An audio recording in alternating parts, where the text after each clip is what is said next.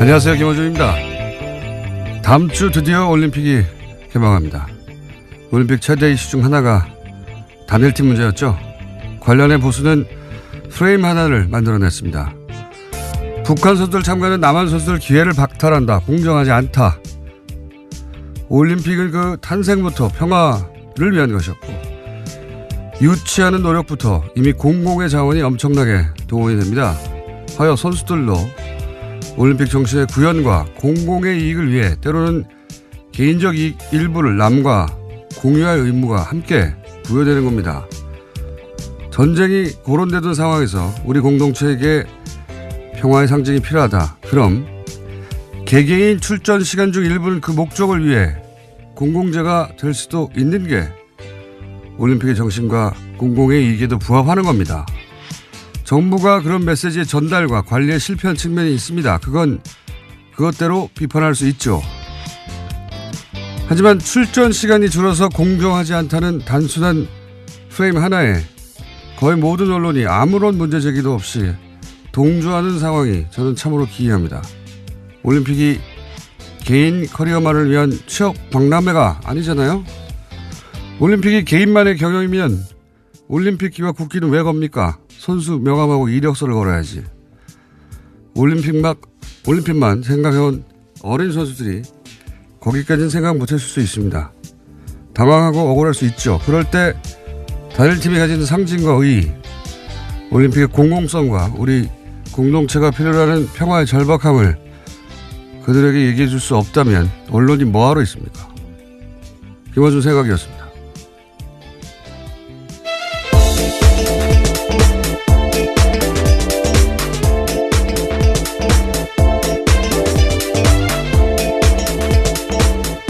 시사인의 김은지입니다. 네. 이 이슈는 원래 정부가 메시지 관리에 실패한 게 맞아요. 네. 그에 대해서 정부 관계자들이 사과를 하기도 했습니다. 네. 당황했다고 봅니다. 왜냐하면 단일팀이 이렇게 운전된 적이 없기 때문에 준비가 안 됐어요. 메시지 전달과 관리에. 그리고 또 그만큼 보수가 초장부터 아주 잘 치고 들어온 프레임이고. 그래서 정부가 수습할 문제라고 생각해서 제가 가만히 있었는데 또 시간이 지나면 이 단일팀의 불공정 프레임 이거 자체도 문제가 있다. 반쪽짜리 프레임이다. 이렇게 얘기할 줄 알았는데 이슈가 다 끝났는데 그런 얘기가 없어서 제가 이제서야 한마디 하는데 고생한 개개인의 기회를 제한하면 안 된다. 맞아요. 그 중요한 가치인데 그게 유일한 가치는 아니에요. 올림픽은 개인의 기회 실현 이외에도 공공의 가치를 구현할 의무가 선수들에게도 있는 겁니다. 네. 올림픽이 선수 개개인에게 배타적으로 독점할 수 있는 기회가 아니에요. 조금만 생각해 보면 당연한 건데 초장부터 여론이 확 쏠리니까 무서워서 그런 건지 비겁해서 그런 건지 언론이 그런 말을 안 해서 한마디 하고요. 더 웃긴 거는 이런 포인트예요. 보수가 갑자기 개인의 권리가 가장 중요하다는 거예요. 네. 그럼 노조 지지해야지 보수가. 노조 포함하면 맨날 뭐 국가 경제를 생각하라고 그러다가 갑자기 올림픽에서만 개인 권리가 가장 중요하게 되는 겁니다. 이게 앞뒤가 안 맞는 거예요. 그 프레임에 이따시만한 허점이 있는데 그냥 언론들이 넘어가 주니까 실망입니다. 저는. 자, 첫 번째 뉴스가 뭡니까? 네, 세월호 특별조사의 업무를 방해한 혐의를 받고 있는 박근혜 정부의 해양수산부 장차관이 구속됐습니다. 김영석 전 장관과 윤학배 전 차관에 대한 구속영장이 어제 발부된 건데요. 이들의 구속영장을 심사한 서울 동부지법 양철한 부장판사는 발부 사유를 다음과 같이 밝혔습니다. 범죄 혐의가 소명되고 도망의 우려 및 증거인멸의 우려가 있다라는 겁니다. 세월호 특조위 방해 관련해서 장관이 구속됐습니다. 하도 뉴스가 많아서 이제 구속에 있는데 드디어 세월호 진실규명을 하는 것을 조직적으로 방해한 그렇죠, 행위가 이제 구체적으로 밝혀질 시점이 됐습니다. 예. 이렇게 조직적이고 구체적으로 방해를 하려면 기본적으로 상시 사찰이 있어야 되는 겁니다. 상식적으로. 그래야 미리 막죠. 당연하게. 그러면 누가 합니까? 이걸 국정원이 하는 겁니다. 통상적으로는 도청하고 미행하고 무엇 하는지 어떤 회의를 하는지 그 안 알려주거든요. 특조위에서. 그걸 어떻게 알아요? 그 공간을 도청하거나 예. 사람들의 통화를 도청하거나 사람들을 미행하거나 기본적인 사찰이 없으면 그러니까 사건이 터지고 나서는 막기가 어렵잖아요. 이미 언론을 타면. 미리 알아야 되거든요. 자, 그러면은 이제 특조위의 기밀을 어떻게 수집했는가 또는 예, 뭐. 그와 같은 내용도 나왔습니다. 박근혜 대통령의 7시간 행적을 조사한 특조위에 대해서 어떻게 대응할지에 대해서 문건이 나온 건데요. 2015년 11월 달에 특조위가 세월호 참사 당일에 박근혜 전 대통령의 7시간 행적 조사하기로 했습니다. 그 당시에 강하게 반발하면서 새누리당 추천위원 4명이 나갔는데요. 그에 대한 내용들이 똑같이 문건에 쓰여 있습니다. 당시에 치밀한 보안이 요구되어서 특조위 상임위원조차도 내용들을 몰랐었는데 이에 대해서는 비공개 일정과 내용, 행적조사 안건이 언제 어떻게 의결될지도 다 쓰여 있었다라고 합니다. 그거 다 이제 밝혀야 되고 이거 어떻게 합니까? 당연히 여기서 국정원은 왜 기여했고 정부는 왜 재단의 진실을 파헤치는데 이렇게까지 방해를 했는가? 이제 거기서부터 다시 시작해야 되는 거죠. 자, 네, 박근혜 정부의 청와대가 어떻게 개입됐는지 좀 구체적으로 나오고 있는데요. 안종범 수석에게는 특조위 7시간 조사 막으라면서 해수부를 적극 하라고 5자리나 시켰다라고 하고요. 조윤선 수석에게는 기형적인 특조위를 폐지할 필요가 있다면서 여당과 논의하라고 했습니다. 또 우병우 수석에게는 정교조 계획을 무력화시키다라는 이야기도 했고요. 뭐 세월호는 사실 아직 밝혀진 것보다 밝혀지지 않은 게 훨씬 많은 사건이기 때문에 출발점에 제대로 쓴 것 같습니다. 자, 다음 순요. 네, 오늘 이명박 전 대통령 관련된 뉴스가 많습니다. 가장 먼저는 다스인데요. 검찰이 다스의 법인의 수출 대금 1,500억 원을 쪼고 있다고 JTBC가 보도했습니다. 대금이 들어오지 않고 해외에서 사라졌다는 정황을 포착했다는 건데요. 검찰은 최근 다스의 전현직 회계 관계자들을 불러서 조사하고 있습니다. 주진우 기자가 그리고 안홍구 청장이 몇 달 전부터 계속 주장하는 얘기죠. 예, 해외로 빠져나가는 돈, 예, 비자금. 그리고 제가 2012년에 싱가포르에서 예, 이런 비자금이 그쪽으로 모인다 이런 첩보를 입수하고 그때부터 추정한 적이 있어요. 미국이 스위스 계좌를 이제 털면서 국제적으로 블랙머니가 싱가포르로 많이 이동했었거든요. 그때 그 스위스 은행이 싱가포르로도 많이 이사를 갔고요. 그때 왜냐하면 거기가 합법적으로 차명 계좌가 가능합니다. 그러니까 불법이 아니에요. 싱가포르에서는 합법이에요. 대리인을 내세우는 게. 거기에 이제 그 싱가포르의 페이퍼 컴퍼니 혹은 뭐 비자금 저수지라고 저희끼리 불렀었는데 돈이 모여 있다고. 근데 이게 어려운 점이 뭐냐면 어디서 딱 끊겨요. 하다 보면. 예. 프라이빗 뱅킹의 특징이기도 하고. 이거 공권력이 직접 수사를 해야 되는 사안인데 언제 되려나 그러고 있었는데. 예, 드디어 착수했다고 합니다. 드디어 계기가 마련되고. 예. 다스의 싱가포르 회사 이름은 인티어 다스라는 곳인데요. 2005년에 캐나다 업체와 합작해서 만들었습니다. 그런데 관련된 의혹들이 만들어지자요. 2012년에 폐업했습니다. 진작 알고 있던 내용입니다. 어쨌든 거기에서 그냥 머물러 있지는 않을 거예요. 돈이. 이런 돈이라는 게 계속 흘러가니까. 어쨌든 싱가포르가 거점이었다. 거점 중 하나였다. 예. 이것까지는 저도 확실하게 알고 있던 바입니다. 예. 그 이유를 추적하기가 어려운 것이지.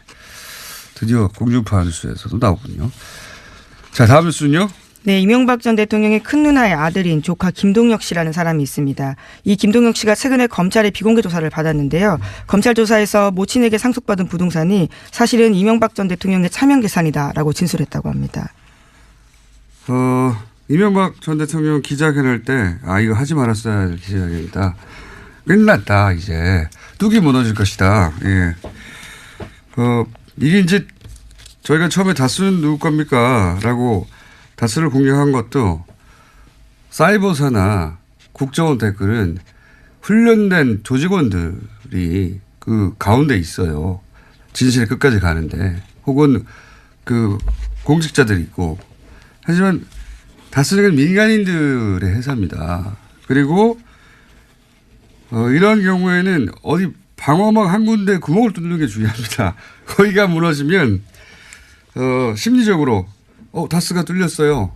그러면 다른 것도 심리적 저지선이 같이 무너지는 거예요. 이거 나만 혼자 이거 방어하고 있으면 뭐해?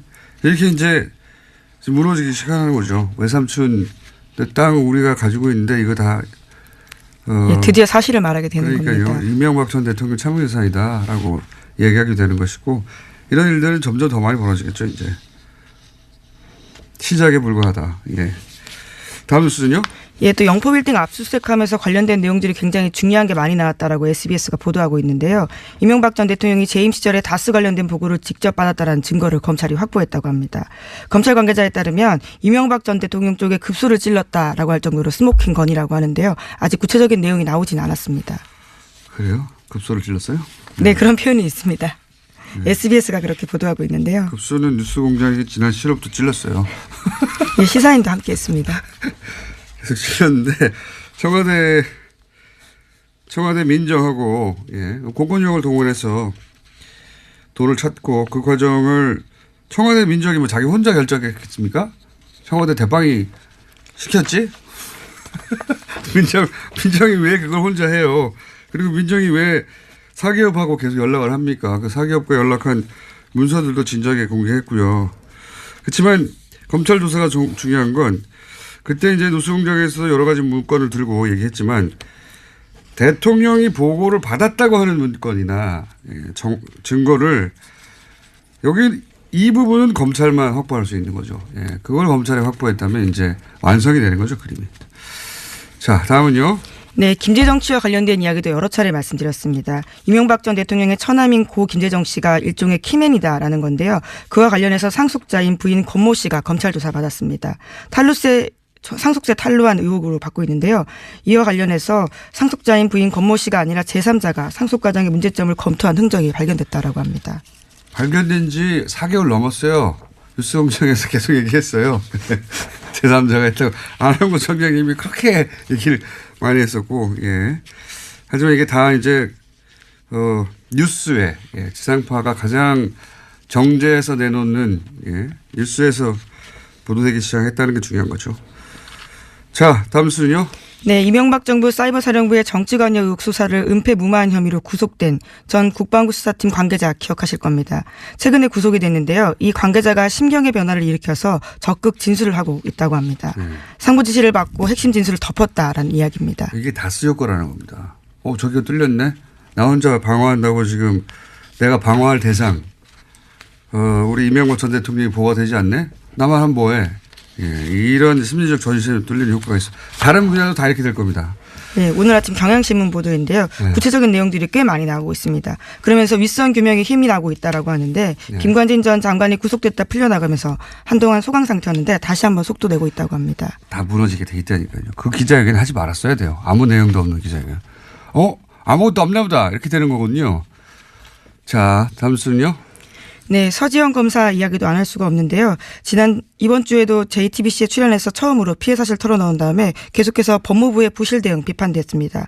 이와 관련해서 박상기 장관이 피해 사실을 적시한 서 검사의 메일을 받았는지 여부가 어제 하루 종일 논란이 됐습니다. 저도 이 뉴스 봤는데 저도 이 뉴스를 보면서 굉장히 이상한 지점을 발견했어요. 이제 법무부 관계자 발로 첫 뉴스가 나왔죠. 네, 뉴스원 보도였습니다. 네, 장관이 이메일을 확인했는데 메일 받지 않았다고 하더라. 여기서부터 출발했거든요. 법무부 관계자 발로. 네, 직접 메일을 받은 사실이 없는 것으로 확인했다라는 보도였습니다. 그러고 나서 이제 좀 이따가 공식 브리핑에서 받았다고 하니까 거짓 해명, 말 바꾸기 이게 이제 하루 종일 보도된 내용인데 이 탐사 보도를 오래 해온 저로서는 이거는 진짜를 놓친 뉴스다. 껍데기만 본 뉴스다. 최초로 제가 아무도 이 말을 그렇게 저녁 때문에 그런 내용이 나올 줄 알았더니 그게 안 나와서. 왜냐하면 서 검사 측에서 메일 보냈다고 했어요. 답장을 받았다고 했어요. 메일은 법적인 증거 능력이 인정받을 만큼 확실한 물증입니다. 이제는. 상대 손에 메일이 있어요. 그죠? 이거를 있다고 하는데 일부러 거짓말해서 상대 손에 있는 증거를 없앨 수가 없는 거예요. 즉시 들통이 나는데 이런 건 바보도 안 하는 거짓말입니다. 이렇게 생각을 해야 돼요. 첫 출발부터. 그리고 이렇게 큰 사건인데 여검사가 성추행을 당했다고 장관한테 직접 진정을 했어요. 이게 맨날 있는 일입니까? 최초로 있는 일이에요. 잊을 수가 없는 사건이에요, 이거는. 더군다나 관련자가 현직 의원입니다. 그리고 가해자가 아주 유명한 검사예요. 모를 수가 없어요. 절대로 잊을 수가 없는 사건인 거예요. 게다가 그런 메일을 받고 이런저런 지시를 했다고 이제 밝혀졌지 않습니까? 이거 어떻게 전체를 다 잊어버려요? 네, 검찰국의 관련자 면담하도록 지시했다라면서 구체적으로 누구와 약속 잡고 미리 알려달라는 이야기까지 그런 건 했다고 중요하지 합니다. 않고요. 핵심은 이거예요. 잊을 수가 없는 겁니다. 장관도 잊을 수가 없고 또는 숨기로 해도 숨길 수가 없고 그리고 거짓말도 불가능하고 게다가 지시를 이행한 사람도 너무 많고 이렇게 상식적으로 생각하고 단 다음에 그 다음에 사건을 재구성을 해야 되는 거예요. 일부러 거짓에서 빠져나갈 수도 없죠. 잊을 수도 없는 사건이죠. 그 다음 생각해야 될 거는 그러면 그 법무부 관계자가 장관을 메일 안 받았다고 했잖아요. 그렇죠? 네, 그럼 해당 보도에 따르면 그렇습니다. 법무부 관계자가 정말 법무부 장관에게 확인을 하고 기자에게 그런 말을 한 것인가. 제가 보기엔 이 사태의 진짜 주인공은 이 법무부 관계자입니다. 그 관계자가 장관님 메일 안 받았어요? 받았어요. 확인을 했는지 여기서부터 다시 확인해야 되는 거예요. 제가 보기엔 이거 거짓말입니다. 확인했다는 건. 다시 말씀드리지만 상대한테 물증이 있고 잊을 수 없는 사건인데 면담한 직원도 있어요. 관계자가 많아요. 아는 사람이 너무 많아. 장관이 거짓말해서 피할 수도 없고 얻을 이득도 없어요. 이렇게 생각을 못하면 기자들이 관성적으로 그냥 법무부 관계자와 법무부 브리핑이 차이가 나. 아싸 거짓말 이렇게 기사 쓴 겁니다. 이렇게 하면 맨날 껍데기 기사가 나오는 거예요. 진짜 질문은 그 관계자는 왜 그랬냐. 10중 8구 제가 보기엔 거짓말했어요. 이걸 파야 진짜 뉴스가 나온다. 법무부 장관이 조직 장악이 안 된 건가? 아니면은 이전 정부의 인사 일부가 사보타지를 하고 있는 건가? 이걸 못 보면 진짜 뉴스가 안 나오는 거예요. 왜냐하면 이렇게 하고 나면은 가해자는 사라지고 박상기 법무부 장관만 남는 거예요. 사건의 주요 인물인 것처럼. 하여튼 마음에 안 듭니다 요새. 자. 네, 어쨌거나 서 검사도 법무부 담당자 만나서 진상조사 요구했는데요. 해가 넘도록 조치가 치러지지 않았다는 점도 이야기하고 있습니다. 그 점은 그 점대로 따질 일이에요. 예, 그 점은 그 점대로 따질 일이고 피해자 입장에서 만족스럽지 않은 거죠. 예. 근데 이제 사건의 포인트가 법무부 장관이 아닙니다. 제가 보기엔. 이 첫 보도가 나간 관계자를 봐보세요. 그리고 관계자와 장관의 말이 일치하는지를 확인해 보세요. 거기서부터 진짜 사건이 숨어 있다. 자, 다음 수는요. 예, 오늘 아침에 한국일보에서 안철수 국민의당 대표의 인터뷰가 있었는데요. 예, 바른정당과 손잡고 통합신당 준비하고 있는 중입니다. 이에 대해서 지방선거 이야기가 좀 나왔었는데 6.13 지방선거나 재보궐선거 출마 등 모든 가능성이 열려있다라는 이야기를 했습니다. 그렇군요. 안철수 대표 관련 통합 관련 뉴스가 많이 나오는데 이거 이제 한 번만 더 코멘트를 하자면 전당대회 안 하는 거를 가지고 여러 기사에서 우회로를 찾는다, 우회한다. 어떤 기사는 산에 길을 내고 물에 다리를 놓는다, 막 이런 표현을 하던데 정치권이 앞뒤 안 맞게 행동하거나 유불리에 따라서 말을 바꾸거나 기준을 바꾸거나 그 여야 모두 있는 거거든요. 그리고 또 출입 처면은 또 막 공격하기도 그렇잖아요. 그래서 적당히 덮어주기도 하죠. 근데 이건 막 예를 들어서 이 우회로다 전당대회 안 한 거 우회한다. 산에 길을 내고 물에 다리를 넣는다. 이건 너무 만져주는 이거 애모예요. 이렇게 표현하면 이렇게 하면 안 되는 겁니다. 표현이 너무 선정적이신 것 같은데요. 너무 깜짝 놀랐습니다. 적당히 해야죠. 적당히. 보세요. 합당은 전당대회에서 결정한다. 오늘 열받네요. 당원이 그래요? 근데 안철수 대표 측이 장악한 중앙위가 당원을 개정해요. 전당대회 안 하고 그냥 당원 투표를 한다고. 그러면서 뭐라고 하냐면 당원을 개정하면 즉시 효력이 발생하고 다음 전당대회에서 추인을 하면 된다. 이렇게 말해요. 추인을 안 했는데 어떻게 효력이 즉시 발생합니까? 논리적으로 말이 안 되죠. 그리고 이미 합당이 됐는데 국민의당의 전당대회는 이제 영원히 할 수가 없는데 어떻게 어디서 추인합니까? 어디서. 추인할 데가 없어. 앞뒤가 안 맞아 이건. 논리적으로 하나도 말이 안 되는데 무슨 우회로예요. 이거는 강목 들고 용팔이 전당대회를 했는데 정면 돌파다. 이렇게 말해주는 것과 마찬가지인 겁니다. 적당히 좀 해야지. 민망해요 진짜. 뭐 우회로예요 이게. 아유 바보같이 정말. 자, 어제 블랙하우스에서 여기까지만 하고 끝내죠. 공중파에서 최초로 포털에서 매크로가 가능하다. 기술적으로 가능하다. 이걸 시연했는데, 당연히 네이버에서는 검색어에 등장하지 않았고, 공중파에서 네이버 매크로 가능해. 신기하거든요. 검색해 봐야 돼요. 등장하지 않았고, 당연히 예상한 바입니다만. 그러면 안 됩니다. 네이버. 이 또한 지나가리라. 그렇지 않습니다. 예. 블랙하우스 한번 검색해 보시고, 다른 건 몰라도 그건 보셔야 됩니다. 매크로가 가능하다는 걸. 오늘 뉴스도 많고 할 말도 많았네요. 네. 답답한 하루였습니다. 자, 지금까지 김은지였습니다. 감사합니다. 네. 참. 네. 바로 끝내면 안 되는군요. 미니가 하나 준비되어 있습니다. 정세현 전 통일부 장관님 전화 연결됐습니다. 죄송합니다. 가치란 장관님. 안녕하세요. 예, 안녕하세요. 근데 왜 그렇게 화를 내요, 아침에? 뉴스를 읽다 보니 갑자기 띵 해가지고요. 그래, 됐지. 됐죠. 예. 일리 있어요. 장관님도 갑자기 훅 가실 때 있잖아요. 네. 네, 그래요. 갑자기 저희 연결드린 것은 이제 뭐 올림픽 내내 중간중간 연결드리겠다고 했는데 저희가 하루 이틀 놓쳤는데 열병식 관련한 뉴스도 있고 그리고 뭐 금강산 안 가는 뉴스도 있는데 우선 북한이 금강산에서 행사 안 하겠다고 갑자기 나온 이유는 뭐라고 보십니까? 뭐 여러 가지 이유 있다고 생각해요. 일석 한 3조 정도. 일석 3조. 하는 생각인데. 예. 첫째는 남쪽에서 그 금강산 문화 행사를 비롯해서 예. 남북이 이렇게 뭐 공동원하고 공연하고 하는 걸 가지고 무슨 북한의 체제 선전이니 네. 또는 뭐 한미동맹을 이간시키려고 하는 거니 하는 식의 보도들을 일부 언론에서 하지 않았습니까? 많이 했죠. 그다음에 예. 그다음에 또 2월 8일 날 하게 돼 있는 건군절 행사 70주년 건군절 70주년 행사도 그것도 무슨 올림픽에 오기로 해놓고 그 전날 하는 법이 어딨냐? 이게 완전히 그 위장평화공세다 내지는 갈라치기다 뭐 이런 비난을 하는 데 대해서 불쾌감을 표시하면서 첫째, 두 번째는 대내적으로 그 남북한 공동 문화 행사를 하는데 우리 사람들만 가서 관중석에 앉아 있을 수는 없잖아요. 네. 북한 주민들도 데려와야 되거든요. 근데 그 금강산 근처에 있는 사람들 데려오는 것도 간단치가 않고 왜냐하면 굉장히 못 사는 동네입니다. 네. 그러니까 다 어떻게 보면은 옷도 헤입히고 등등 아니면은 평양에서 데려와야 돼요. 원산이나.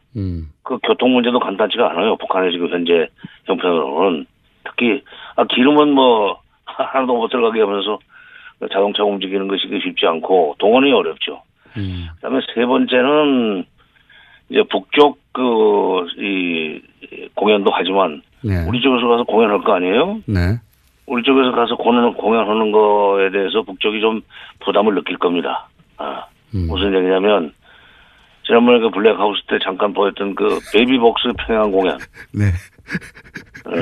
그 베이비복스의 평양공 같은 걸 보고 북한 사람들이 느낄 문화적 충격. 예. 그리고 그것이 체제에 미치는 영향 이런 거 생각하면은 이게 득될 것이 없다. 핑계 없냐? 이번에 남쪽에서 뭐 여러 가지 비난하는 거에 대해서 그 핑계 대고 이거 이제 차라리 안 하는 게 낫겠다 하는 결정을 하지 않았나. 복합적인 원인이 있다는 거죠. 그렇군요. 예. 여러 가지 사정상 이건 안 하는 게 낫겠다고 이제 종합적으로 북한이 판단했을 것이다. 예. 네, 그 대신 마식령 스키장에 뭐 공동 훈련을 한다 하는 것은 그 별로 그렇게 접촉 기회가 없어요. 선수들끼리는. 예. 스키이기 때문에 이게 기록 경기 아닙니까 스키가. 그러니까 실제로 갔다 온 그 기자들 얘기 들으니까 각자 북한 선수 한번 쭉 타고 내려오고 네. 우리 선수 타고 내려오고 뭐 그러고 끝났다. 별로 이렇게 물론 만나서 뭐 이야기하고 하는 그거는 뭐 좋은데 같이 어울리는 시간이 적기 때문에 그건 부담을 별로 안 느꼈을 겁니다. 그렇군요. 근데 이제 이 공연도 하고 남측에서 가서 오래된 시설들도 이제 이용해야 하고 뭐 북한 입장의 형편도 있고 또 남한에서는 이걸 또 비판도 하고 하여튼 복합적으로 기분도 나쁘고 형편도 어렵고 현실적인 어려움도 있고 뭐 이런 차원일 것이다. 네, 듣고 보니 그러네요. 예. 예. 이건 어떻습니까? 또 한 가지는 그 건국절 열병식 북한에서는 건군절. 건군절, 예, 국이 아니라 건군절. 이거는 우리 입장에서는 올림픽 전날인데 이렇게 군사적인 퍼레이드를 해야 되느냐, 뭐 이런 분명히 입장이 있을 수 있고, 북한에서는 아니 이거는 이쪽 행사인데 니네가 이것까지 못하게 하면 안 되지, 뭐 이렇게 입장이 갈리는 건 한편으로 양쪽을 생각해 보면 당연한데요. 결국은 이 행사를 하겠죠, 당연히. 그렇죠. 이게 원래 북한의 건군절이 네.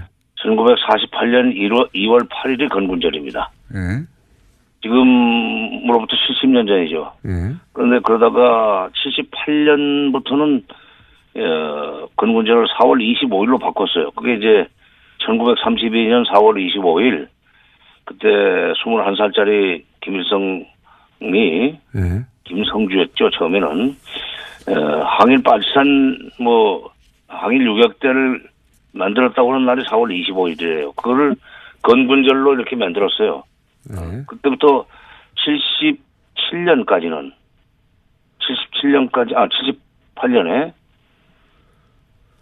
4월 25일부터 4월 25일 건군절로 만들어가지고 2014년까지는 4월 25일을 건군절로 치고 행사를 했었습니다. 열병식 할 일 있으면 열병식 하고 실내 행사 할 일 있으면 실내 행사. 근데 열병식까지 하는 것은 되게 꺾어지는 해예요. 10년, 5년, 20년 이럴 때. 그러다가 다시 그러니까 15년부터는 김정은 시대죠. 김정은 시대에 와서 다시 건군절을 2월 8일로 되돌려놨어요. 그리고 지금 이번에 금년이 처음으로 맞는 꺾어지는 해입니다. 70주년. 금년 신년사에서 9월 9일이 정권 수립 기념일인데 그게 70주년이라는 얘기부터 하면서 그걸 대대적으로 하자. 그리고 그걸 잔치로 만들자. 그리고 남쪽에서 마침 평창 올림픽도 있으니까 그것도 우리가 참가하는 식으로 해서 그것도 좀 축하해주자 하는 얘기를 신년사에서 했었습니다. 그러니까 이게 2월 8일이었다가 4월 25일로 됐다가 2015년부터 2월 8일로 다시 되돌아간 건데 이게 이 김정은 시대에 와가지고 아버지 때, 그러니까 김정일 때, 그리고 김일성 때 성취하지 못했던 여러 가지 군사적 업적을 한 번에 이번에 보일러 주려고 할 거예요. 예를 들면 무기도 들고 나올 거고 장거리 미사일 같은 것도. 이제 우리 옛날에 박정희 전두환 시절에 국군의 날 행사를 생각해 보면 열병식 하면은 탱크 무슨 미사일 끌고 나오고 공중에서는 비행기 날고 그러지 않았습니까?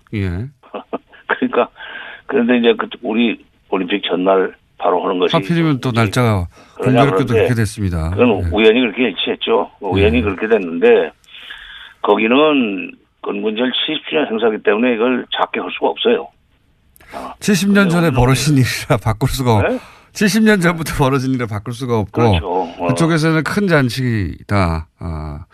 그러니까 바꿀 수는 없겠네요. 옆집의 잔치에 이제 가기 전날 자기네 칠순 잔치하고 오는 셈인데 그건 뭐라고 그러겠어요. 그러니까 그리고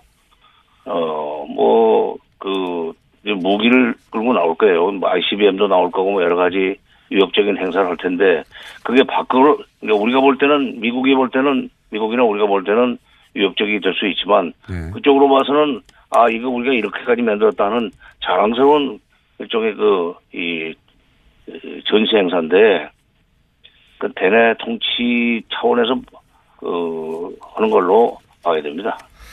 김정은의 소위 장악력을 높이고 아버지 할아버지 못지않은 업적을 쌓았다고 하는 것을 과시하려고 하는 행사이기 때문에 그렇게 완전히 평창 올림픽에 재뿌리려고 한다 하는 것으로 이렇게 몰아붙여서는 안 되죠. 그럴 필요가 없어요. 알겠습니다. 각자 하고 오라고 해도 돼요. 저희는 7년 전에 결정됐지만 여기는 70년 전에 결정된 거라 바꾸서 그 잔치를 바꾸기 어렵다. 이렇게 이해하면 되겠습니다. 자, 오늘 여기까지 짚어보고요. 제가 보기에는 또 한 1, 2주 사이에 또 장관님을 모시고 간단하게 핵심을 체크해야 될 것 같습니다. 오늘 말씀 감사합니다. 예. 지금까지 정세현 전 통일부 장관이었습니다. 쇼미더머니 안원구 전 국세청장님 나오셨습니다. 안녕하십니까? 네, 안녕하십니까? 네. 다른 것 진행하기 전에 플란다스에게 많은 분들이 궁금해하실 것 같아가지고 제가 이제 양쪽을 다 만났습니다. 물론 한쪽은 여기 계시고, 네.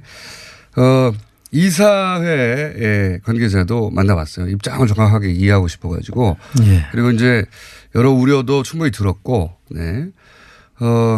자체적인 판단의 이유도 이제 제가 충분히 설명을 들었고요. 그래서 이제 이사회는 그 결정한 입장을 계속 고수하고 그렇게 중단한다는 입장이죠. 그리고 또 청장님은 또 나름의 이유로 플란다스계를 계속 추진하시는 입장이신 거죠. 네, 그렇습니다. 네. 이 입장이 양쪽 다 확고하기 때문에 제가 이제 양쪽 다 만나서 그러면 입장을 확인한 만큼 양쪽의 입장을 존중하는 가운데 해법이 뭐가 있는가 열심히 찾고 있고 다음 주 정도면은 이렇게 양쪽의 입장을 존중하면서 해결할 수 있겠다고 하는 내용을 다음 주에는 제가 말씀드릴 수 있을 것 같습니다. 제가 중재자 이런 거 진짜 싫어하는데 어쩔 수 없어요. 저희가 방송에서 얘기를 했기 때문에 중재자는 지금 귀찮거든요. 근데 충분히 그 이사의 입장도 들었고 그래서 그랬구나 하고 또 청장님도 또 계속해서 왜 계속 추진해야 하는지 말씀하셨기 때문에 양쪽의 입장을 잘 존중하고 살리되 그러나 해법은 세상에 해법이 없는 경우는 없어요. 예, 해법을 잘 찾아서 다음 주에는 이 시간에 명쾌하게 알려드리도록 하겠습니다. 양쪽을 잘 살려서. 자, 그 얘기는 다음 주에 말씀드릴 수 있을 것 같고 최근에 국세청장이 다시 등장하고 막 뉴스에. 네, 그렇습니다. 반가우셨겠어요? 감옥 갔다 오신 분으로. 전 국세청장들 중에 좀 물론 이런 정치적 사건은 아니지만 예. 그렇게 이제 명예가 추락하거나 그런 경우가 있긴 있었죠. 근데 이번엔 좀 케이스가 다릅니다. 케이스가. 예. 정부의 그 하청 혹은 청부사죠. 이건 청부 사찰에 동원된 거 아닙니까 이게. 지금 이명박 정부의 국세청 정말 그 사악함의 끝이 어딘지 어디까지 추락해야 될 것인지 네. 정말 참 너무 답답한 그런 상황인데요. 지금 간단하게 얘기하면 이현동 전 국세청장이 당시 일을 시작했을 때는 국세청장이 아니었죠. 그렇습니다.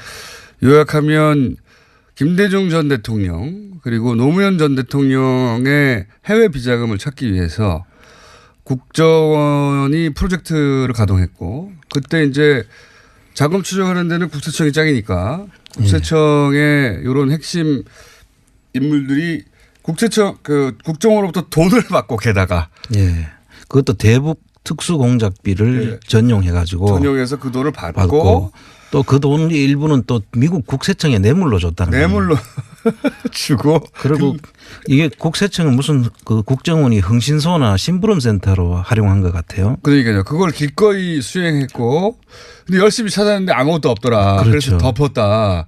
그게 이제 덮었기 때문에 영원히 묻힐 수 있었는데 이번에 엉뚱하게도 원세훈 전 국정원장을 뒤지다가 그렇습니다. 그분이 또 이명박의 최순실이라고 제가 부르기 시작했는데 거기서 구멍이 쑥쑥쑥 나가지고 여기까지 온 거예요. 예. 그리고 이게 지금 다른 것보다 제가 가장 붕괴하는 이유는 지금 돌아가신 대통령 두 분입니다. 이게 살아 계시는 분들도 아니고 돌아가신 두 분 대통령을 엿보이기 위해서 음해하려고 하는 거 아닙니까? 그러니까요. 이거는 부관 참시에 하려고 하는 거거든요. 그러니까요. 이거는 정말 천인공노할 일이라고 저는 생각합니다. 말도 안 되는 짓에 그 동원된 인원 중에 국세청장이 등장해가지고 이거 안원구 청장님 자세히 얘기해 봐야 되겠다. 내부 사정을 잘 아시는 분으로서 이게 이제 쭉 한번 읊어주시죠. 어떻게 된 건지. 전후. 그러니까 데이비슨 또는 연어 이런 공장명으로 이제 돌아가신 두 분 대통령을 음해하기 위해서 미국까지 직원들을 공조직 직원들을 보내가지고 파견해가지고 뇌물까지 써가면서 예. 그 사실을 파악하려고 했었다는 것이고. 노무현 대통령 살아계실 때는 한상률 전 청장이 노무현 대통령 뒤를 캐는 역할을 한 거 아닙니까? 그죠? 그렇죠. 그랬다가 나중에 결과적으로 태강실업 세무조사를 통해서 예. 노무현 대통령이 돌아가시게 된 그런 그 결과를 가져왔고요. 그 이어받은 분이 이제 지금 이현동 전 청장이라는 거 아닙니까? 그리고 그 뒤에 다시 또 그 DJ 비자금 때문에 독일 가서 전번에 얼마 전에 그 국민의당의 그분이 그 이야기를 하면서 비자금이 얼마 있는 거 뭐 봤다 검찰에서 봤다 해가지고 그렇죠, 문제가 그렇죠, 된 적 있죠. 그런 것들이 있어가지고 그때 국세청이 난장판이 됐거든요. 그 한상률 청장이 있을 때 이미 그때 노무현 그리고 김대중 전 대통령을 이제 뒤를 캐기 시작했고. 그렇죠? 그렇습니다. 네. 그래서 그게 문제가 돼가지고 한상률 씨가 미국으로 도망가고 뭐 도망갔죠. 도망갔습니다. 예, 그렇게 완전히. 됐는데. 네. 도망갔는데 그 돈 어디서 났는지 추적해야 돼요. 예. 그 부분도 지금 남아 있지만 네. 그 뒤에 이현동 씨가 이 사실을 다 알고 있는 사람이잖아요. 그렇죠. 어떻게 난리가 났는지. 예. 그래서 그거를 그대로 이어받아 가지고 그것도 국정원하고 짝짝꿍이 돼 가지고 지금 이런 일을 벌였다는 거 아닙니까? 그러니까 한상률 청장은 그게 드러나는 바람에 청장직을 내려놓고 어쩔 수 없이 미국으로 이거 도망입니다. 진짜로. 예. 예. 도망가서 당시 미국에서 비자 연장이 현지에서는 안 되는데도 불구하고 정부가 비자 연장까지 해주면서 네. 거기 도망가 있으라고 했거든요. 그러면 국세청에서는 야, 이거 정부 하청 그 서찰하다가 난리가 났다. 이렇게 다 알고 있는데도 불구하고 그 다음 청장이 또 이런 일을 한 거 아닙니까? 몰래. 그러니까요. 이게 있을 수 없는 일이죠. 그렇게 조직을 망가뜨려 놓고 또 이 일을 저질렀다는 것. 그리고 저는 이 혼자 개인이 한 일은 아닐 거라고 생각합니다. 예. 그 좀 이유를 설명해 주십시오. 이게 지금 미국까지 보내려고 하면 예. 미국 국세청하고 접촉하는 조직이 있었을 거 아닙니까? 예. 그럼 그 밑에서 이 일이 분명히 부정한 일이라 뇌물을 써가지고까지 하게 됐다면 부정한 일인 줄 알고 이 일을 그렇군요. 했을 거예요. 청장이 돈 들고 가지고 주지는 않았잖아요. 가방 줄 수는 없죠. 예. 그럼 그 일을 수행했던 그 당시에 직원들이 아직도 남아 있는 거예요. 국세청에. 예, 그리고 한상률 당시에 그런 일들을 했는 사람들이 그대로 버젓이 계속 왔잖아요. 예. 그런데 아직까지 있는 사람도 있을 거라고 저는 생각을 합니다. 그렇죠. 이 일이 이전에 밝혀져 가지고 누구누구가 뭐 법적 처벌을 받았다 그런 적이 한 번도 없었죠. 한 번도 없었죠. 예. 그리고 국세청 개혁 TF에서 뭐 한다고 했는데 한 번도 이 부분에 대해서 인적 청산 부분을 한 번도 이야기한 적이 없고. 국세청 내부에서는 다 알 텐데 대충 고위직들은 그죠. 너무 잘 알고 있죠. 그 당사자일 수도 있어요. 아, 그렇군요. 국세청을 개혁한다고 하는 팀 중에 그 당사자가 들어가 있을 수도 있다. 그렇습니다. 그래서 그러네요. 아찔. 그러네요. 근데 보통 보면은 그런 일을 은밀하게 한 사람들은 대부분 승승장구를 하거든요. 이현동 청장도 결국 청장이 된 거 아닙니까? 그렇습니다. 네. 그것도 2년 만에 상급 국장에서 네. 2년 만에 청장까지 이제 어려운 일입니까? 불가능한 일이죠, 보통은. 그러면 뭐 국세청 안에서는 다 알았겠요. 저게 어떻게 가능하냐. 뭐 했다 뭐 했어 이렇게. 정권하고 특별한 유착 관계가 없으면 네. 있기 불가능하다 그렇게까지. 얼마 걸립니까 보통은? 보통 뭐 10년? 아, 그걸 3년 만에. 2년 만에 출파했다. 그렇죠. 예. 그럼 뭐 대위가 별다는 거네요, 바로. 뭐 그런 뭐 대위까지보다는 하여튼 뭐 거의 소령 정도 됩니까 그럼? 소령이 별다는 겁니까? 바로 중간 건너뛰고? 정확하게 말하면 뭐 이제 한 대령쯤에서 네. 바로 이제 대장이 되는. 아, 대령에서 대장이 되는. 네, 그런. 그거나요. 저는 별 하나 얘기했는데. 어쨌든 그 정도로 점프한 것이다 한꺼번에. 그렇죠. 네. 2년 만에. 네. 아, 그러면 국세청 내부에서는 뭐 파다했겠군요, 소문이. 아마 다 짐작하는 사람들은 다 짐작하고 있었다. 네. 그게 뭔지는 모르겠으나 정권에 뭔가 엄청난 충성을 해가지고 좀 잘못해서 저렇게 되는 거라는 걸 다들 알았겠군요. 그 이제 보직 경로를 이렇게 보면 네. 지금 누가 어떤 경로를 통해서 그 자리에까지 갔는지는 쭉 보직 경로를 보면 네. 대충 알 수가 있거든요. 네. 그 대부분 보면 이제 청와대를 갔다가 예. 그 정권 초기에 청와대를 들어갔다가 나오면서 예. 점프를 크게 하죠. 예. 그러고 난 뒤에는 초고속도로를 달리는 겁니다. 그렇군요. 그래서 뭐 그 상상도 못하는 그런 자리를 계속 점프를 해서 결과적으로는 청장까지 가죠. 그런 사람들은 대부분들이 그 보직 경로를 보면 지금도 그 보직 경로를 따라가 보면 그런 사람들이 다 드러납니다. 정상적인 절차를 밟아서 가지 않은 분들은 뭔가 있다. 뭔가 정부가 하청한 특별한 사항들을 몰래 실행했을 수 있다. 이렇게 보면 되는 거군요. 그렇게 짐작이 됩니다. 그렇군요. 이원동 전 청장. 예. 이제 뭐 사법 처리를 받겠죠. 돈 받는 것도 드러났고 뇌물 미국에 준 것도 드러났고 그리고 이제 한 일도 일부 드러난 거 아니겠습니까? 이게 단지는 모르겠어요. 근데. 그런데 이제 저도 확실히 확인은 못했지만 전번에 그 김재정 씨 네. 죽고 난 뒤에 상속세 부분하고 네. 몰락받은 과정에서 이 당시에 뭔가 국세청의 도움이 있지 않고는 힘든다고 그랬었죠. 그 말씀하셨죠. 네. 네. 그때 뭐 구체적으로 이야기를 할 수가 없어서 네. 아직 그 구체적인 이야기는 안 했는데 이게 그러한 관계가 없으면 네. 있기 어려운 신고 내용과 물납 과정이 있었거든요. 아하. 그때 국세청에 누군가가 그 일에도 동원되거나 관여했을 수 있다. 그렇죠. 그때 당시에 저희들이 그 확인한 문건들이 있지 않습니까? 예. 그 문건 속에 제가 눈에 익은 문건들이 좀 있었거든요. 아, 이걸 국세청 쪽에서 작성한 것 같은데? 국세청 쪽에서 작성을 했거나 아니면 국세청 쪽에서 컨설팅. 도움이 없으면 네. 도저히 알 수 없는 그런 내용들이 거기에 포함되어 있었기 때문에 제가 그때 그런 의심을 했었죠. 그때는 직접 말씀 안 하셨지만 이거 내가 거기 평생 계셨으니까 이거 우리 쪽 사람이 관여한 것 같은데 이렇게. 그럼요. 그 내용 속에는 그 짐작할 수 있는 그런 대목들이 많이 있었습니다. 그 당시에. 청장님 눈에만 보이는. 그러니까 이제 요거는 지금 이제 국세청의 이제 전 청장이 어떻게 정부의 하청을 받고 이전 대통령들을 몰래 사찰하다가 실패했는가 돈까지 받고 개인적으로 착보하고 그런 내용인데 이것만 있었을 건 아니다. 아마도 이 정부 이명박 정부 시절에 상속 관련해 가지고 뭐 처리해 준다거나 혹은 뭐 컨설팅을 해 준다거나 혹은 직접 관여한다든가 하는데 국세청 관계자가 아니면 할 수 없는 일들이 있어 보이더라 이거지 않습니까? 그렇습니다. 그래서 이 지금 국세청 문제는 앞으로 또 다른 어떤 문제도 또 있을 수 있다. 저는 그렇게 이게 시작에 불과할 수도 있다. 예, 뭐 충분히 더 나올 수도 있다.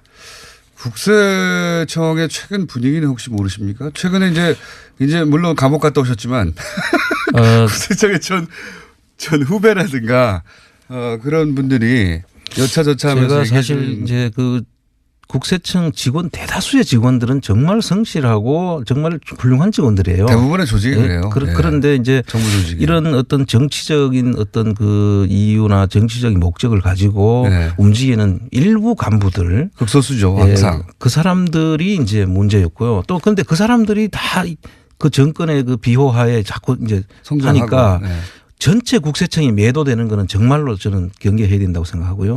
우리 정말 훌륭한 직원들이거든요. 대부분은.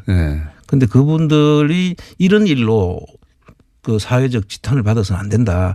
아주 특정한 사람을 꼭꼭 집어서 우리가 문제를 이야기해야지 아주 성실한 사람들은 절대 이게 그냥 같은 그 범주에 넣어서 이걸 다루면 안 된다. 저는 그렇게 생각합니다. 그거는 충분히 알겠고. 그러면 그 극소수에 해당되는 여전히 조직에 남아있을 가능성이 높은 그 사람들을 다 이렇게 핀셋으로 탁탁탁 좀 집어내 줬으면 좋겠어요. 집어내 주는 거는 결국 검찰이 해야 될 일입니까? 저는 이제 본 그 자체에서 해주면 제일 좋은데 스스로 안 되잖아요, 원래. 그게 스스로 하기가 참 애매한 겁니다. 왜냐하면 대부분 그분들이 그 자리에 있을 테니까 같이 했으면. 요거 이제 앞으로 한번 계속 얘기해 보죠. 국세청 어떻게 할 것인가. 오늘 여기까지 하겠습니다. 반응구 청장이었습니다. 감사합니다. 예, 감사합니다.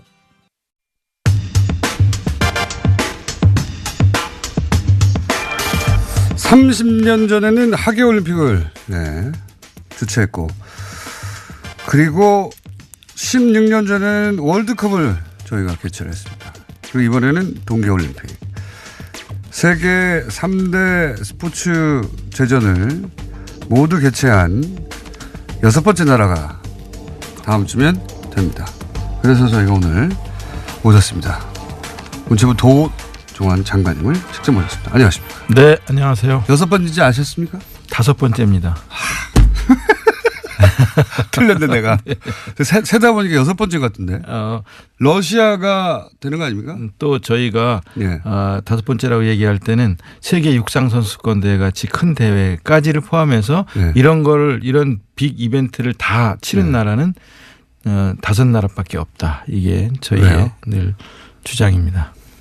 그럼 6번째, 5번째 팩트 체크를 이미 다 하셨다는 거죠? 네. 그럼 제가 틀린 걸로 하겠습니다. 모르실 줄 알았는데. 장관님은 이제 다른 얘기하기 전에 국회의원 비례하실 때 네. 예, 재선도 안 나간다고 하셨잖아요. 예. 근데 무려 장관식이나 계속 하시고 네. 욕심쟁이 아닙니까? 네, 그렇게 뭐 말씀하셔도 할 수 없고요. 제 앞에 어떤 운명이 기다리고 있을지 네. 저는 잘 모르겠다라는 말씀을 드린 적이 있는데 자꾸 사회적 역할 같은 것들이 저에게 이제 주어져서 할수 저로서는 이제 굉장히 큰 부담을 안고 이런 일들을 하고 있습니다. 재선 국회의원도 할 수 없이 하시는 네. 거고요. 장관도 할 수 없이. 네. 네. 나는 하기 싫은데 시대가 나를 원하니까 할 수 없이. 예. 욕심쟁이. 네. 자, 요 얘기는 여기까지만 하고 마음고생을 좀 하셨죠.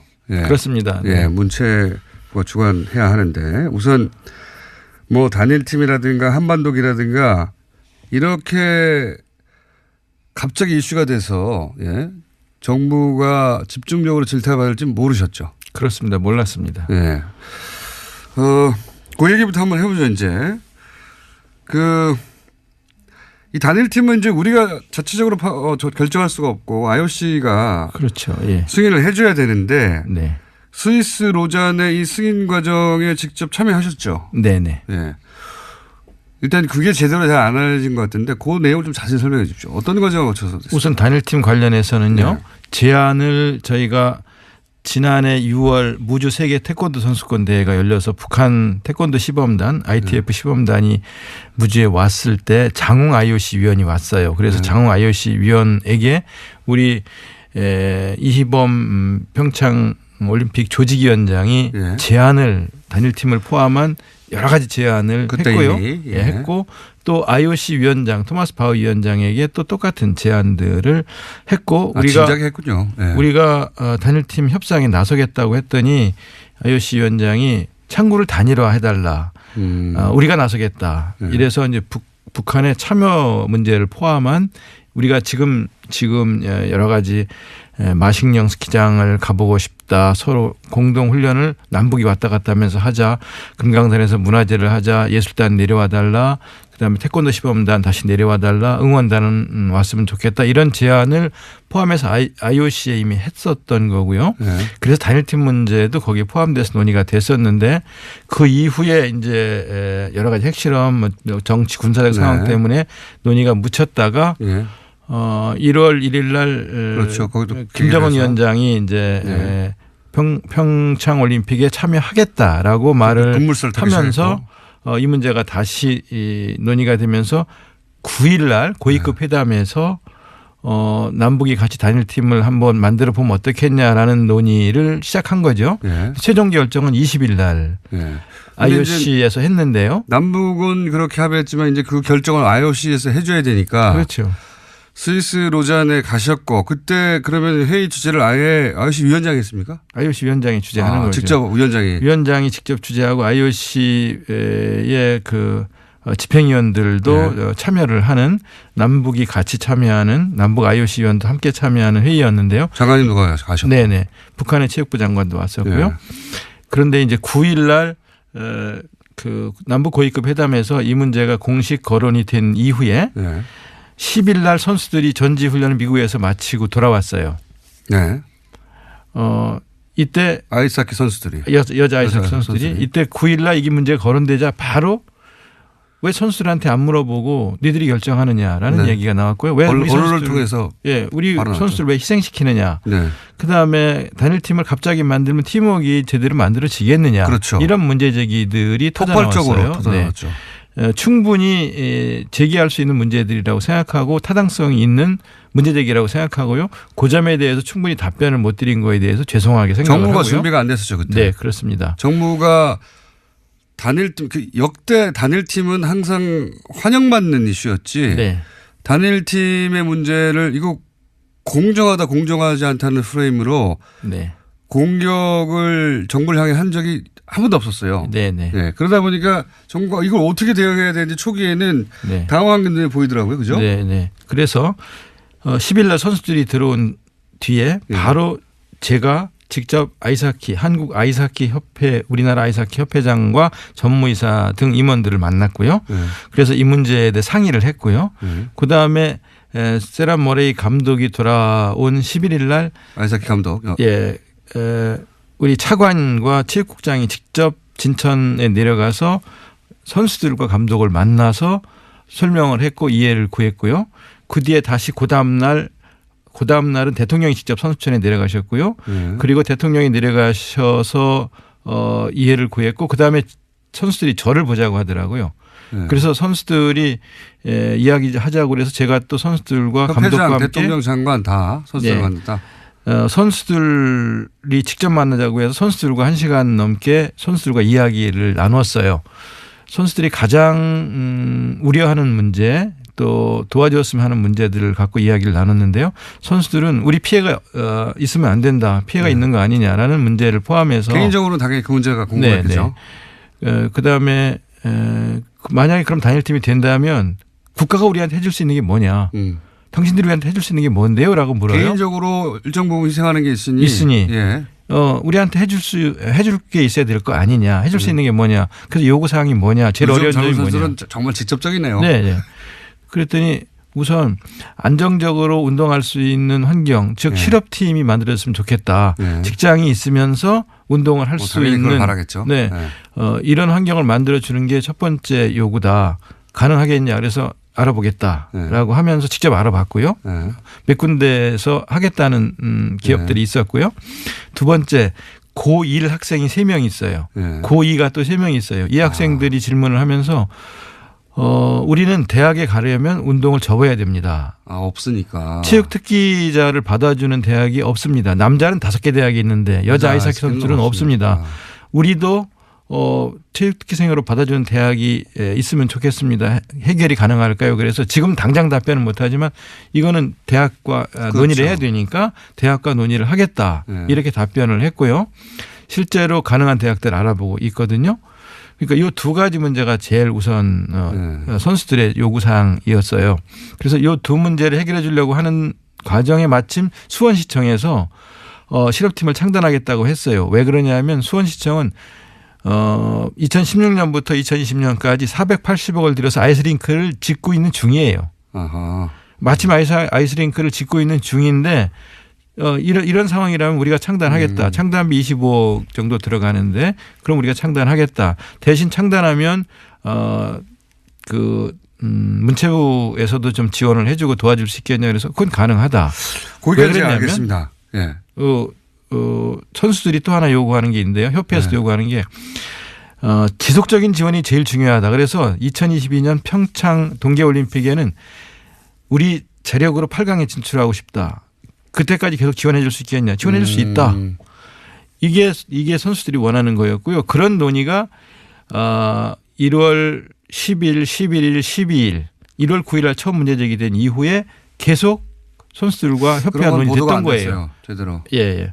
그리고 이 논의를 바탕으로 19, 20일 날 스위스 로잔에서 최종 결정을 위한 협의를 위해서 IOC에 갔었거든요. 거기서 가장 논의가 오래되고 또 결정이 어려웠던 것도 역시 단일팀 문제였습니다. 단일팀 문제였습니다. 왜냐하면 IOC는 일단 북한 선수 12명을 받아라.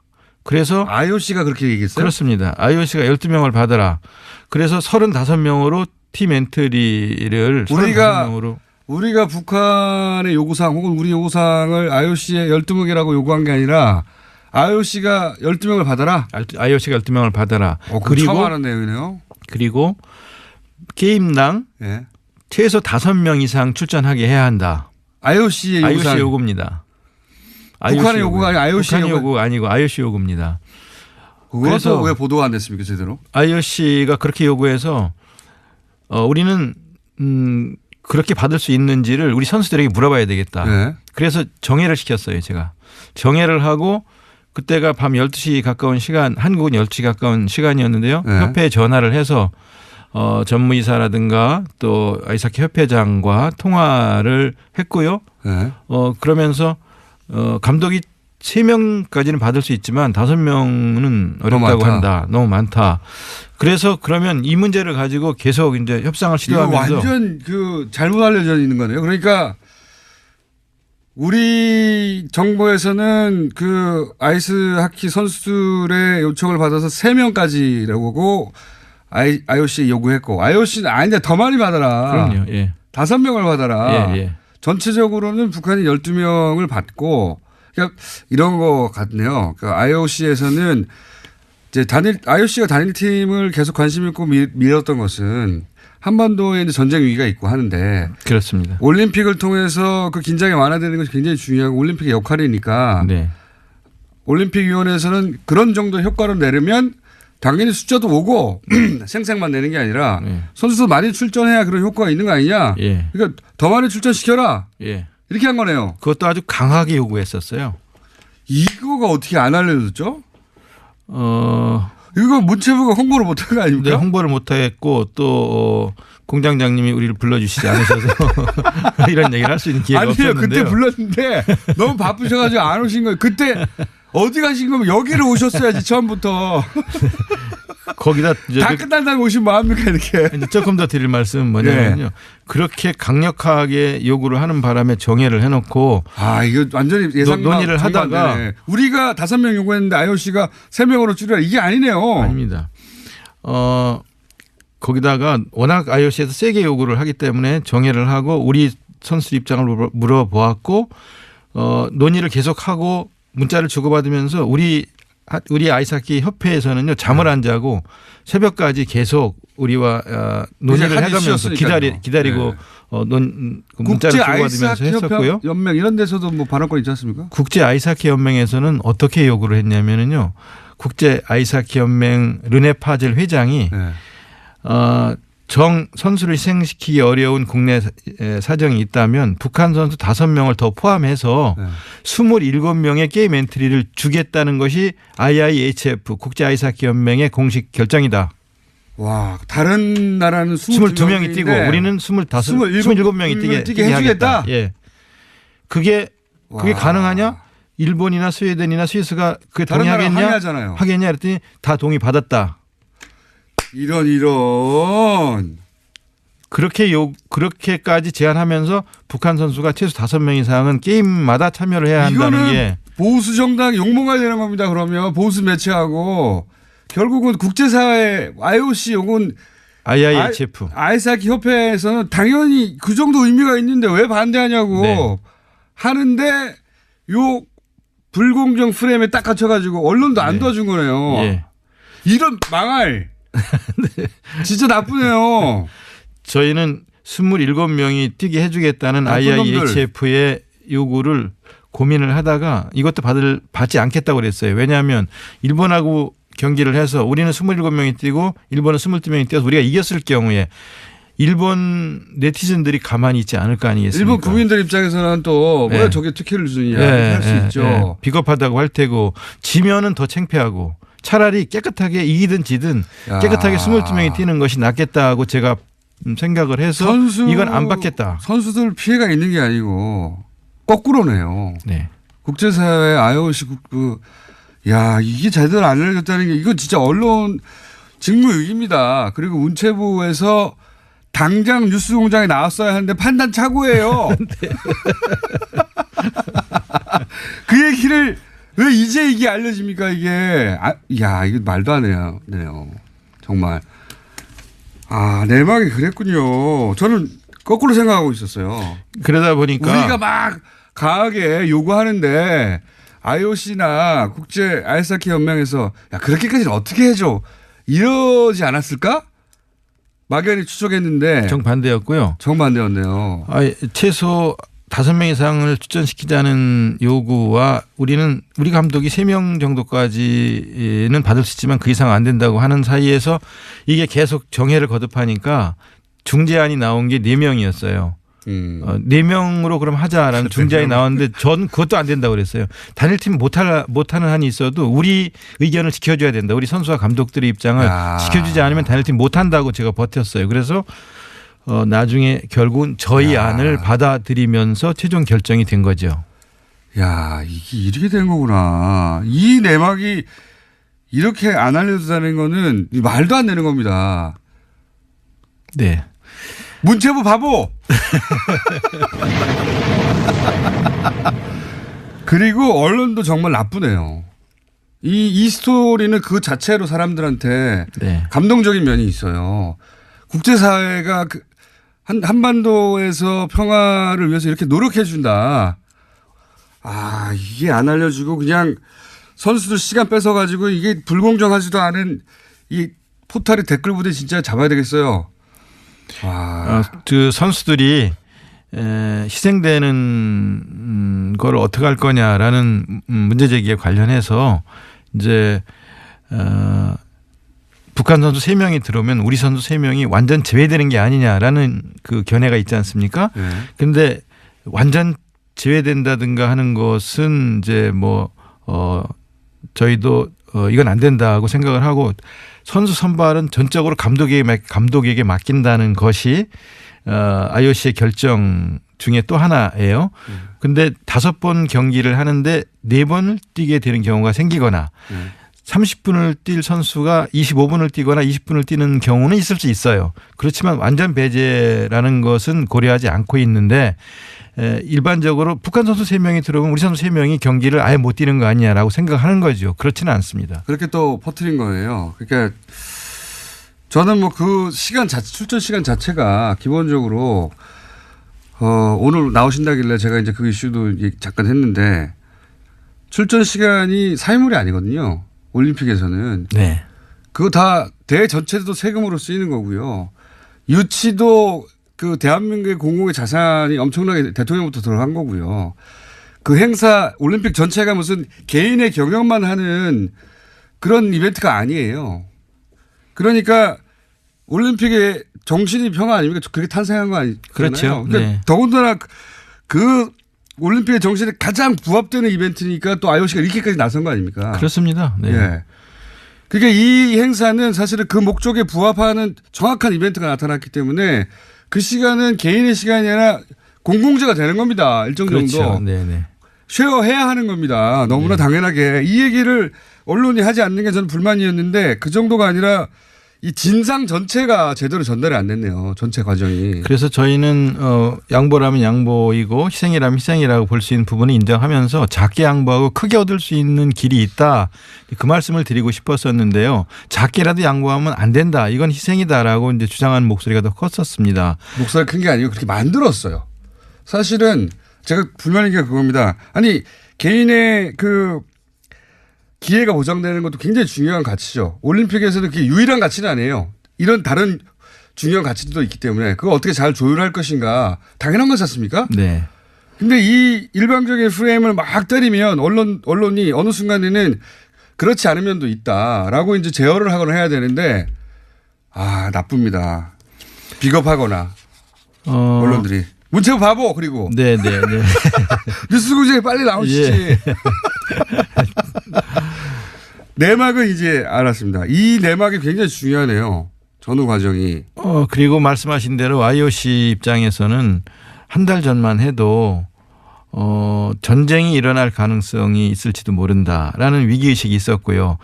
북이 계속 핵실험 미사일 발사를 계속하면서 또 한미 군사 합동 훈련들이 진행되는 걸 보면서 올림픽이 이게 안전하게 치러질 수 있을까 하는 걱정이 있었고 거기에 대한 우려 때문에 프랑스라든가 독일이라든가 오스트리아 이런 나라에서는 선수들을 보낼 수 없다. 지금보다 상황이 악화된다면 선수들을 보내기 어렵다고 얘기할 정도로 위기가 높아졌던 상황에서 이것이 이제 평화올림픽으로 안전한 올림픽으로 치를 가능성이 있다고 생각하기 때문에 올림픽에서 제일 중요하게 여기는 가치인 평화를 실현하기 위해서 특히 남북이 저렇게 하나 되는 모습을 보여줄 수 있다면 본래 올림픽이 추구하는 가치가 실현되는 올림픽이 될 수 있다고 생각을 했던 거죠. 그렇죠. 맞습니다.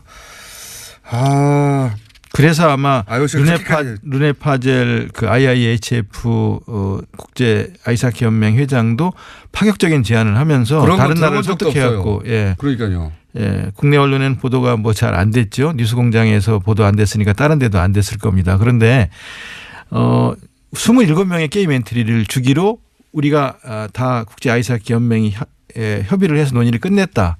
그러니까 받아라라고까지 하는 것을 저희는 그거야말로 다른 나라에서 보면 불공정입니다. 받아들일 수도 있는데도 다른 나라 아이스하키 협회 연맹에서 좋다. 예. 그게 어떻게 선수 출전 시간 몇 분 가지고 따질 수도 없는 거잖아요. 그렇죠. 그렇게까지 결정한 사안을 요 안에서 보수해서 이게 불공정 프레임인데 출전 시간이 줄어드니 작디 작은 프레임으로 다 뒤엎어버린 거예요. 다른 나라는 27명 했니네 그럼 이렇게 하는 사안을 야 말도 안 되네요 정말. 이게 언론도 제 역할을 못하는 것이고 문체부 바보 플러스 이 포탈에서 이런 여론이 전체인 것처럼 막 뒤엎어버렸거든요. 그것도 큰 문제입니다. 예. 아 이게 굉장히 중요한 내막과 진상이 저도 처음 알았어요. 그러나 저희는 또 광고를 해야 되기 때문에 잠시 알고 보면 저희 교통방송이라서 네. 안내를 하고 다시 잠시 후에 돌아옵니다.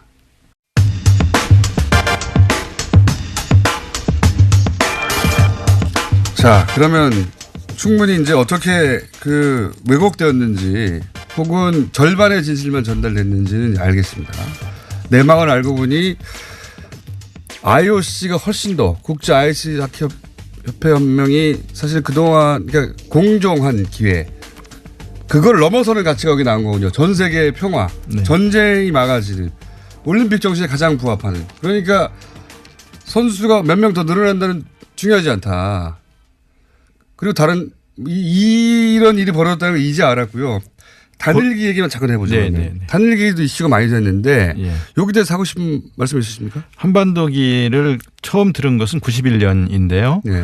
한반도기를 남북이 합의해서 들은 깃발로 되게 생각들을 하시는데 IOC의 요구로 시작된 겁니다. 아 이것도 IOC. 하긴 올림픽에 관련된 건 IOC가 최종 결정권을 다 갖고 있기 때문에요. 되는 거니까요. 1963년입니다. 91년이 아니고 1963년에 브런디지 당시 IOC 위원장이 한반도기 들고 입장해라라고 얘기를 한 겁니다. 그러니까 1947년에 우리가 IOC에 가입을 신청했을 때 예비 승인을 해주면서 그 남북은 당연히 한 나라인데 사무소는 서울에 두고 그리고 지금 예비 승인 단계이니까 조금 기다리라고 하고 있는데 전쟁이 터진 거예요. 그래서 전쟁 이후에 각각 IOC 가입을 하려고 하니까 안 된다. 이미 한 나라 한 깃발로 입장하도록 돼 있기 때문에 이거 지켜야 된다.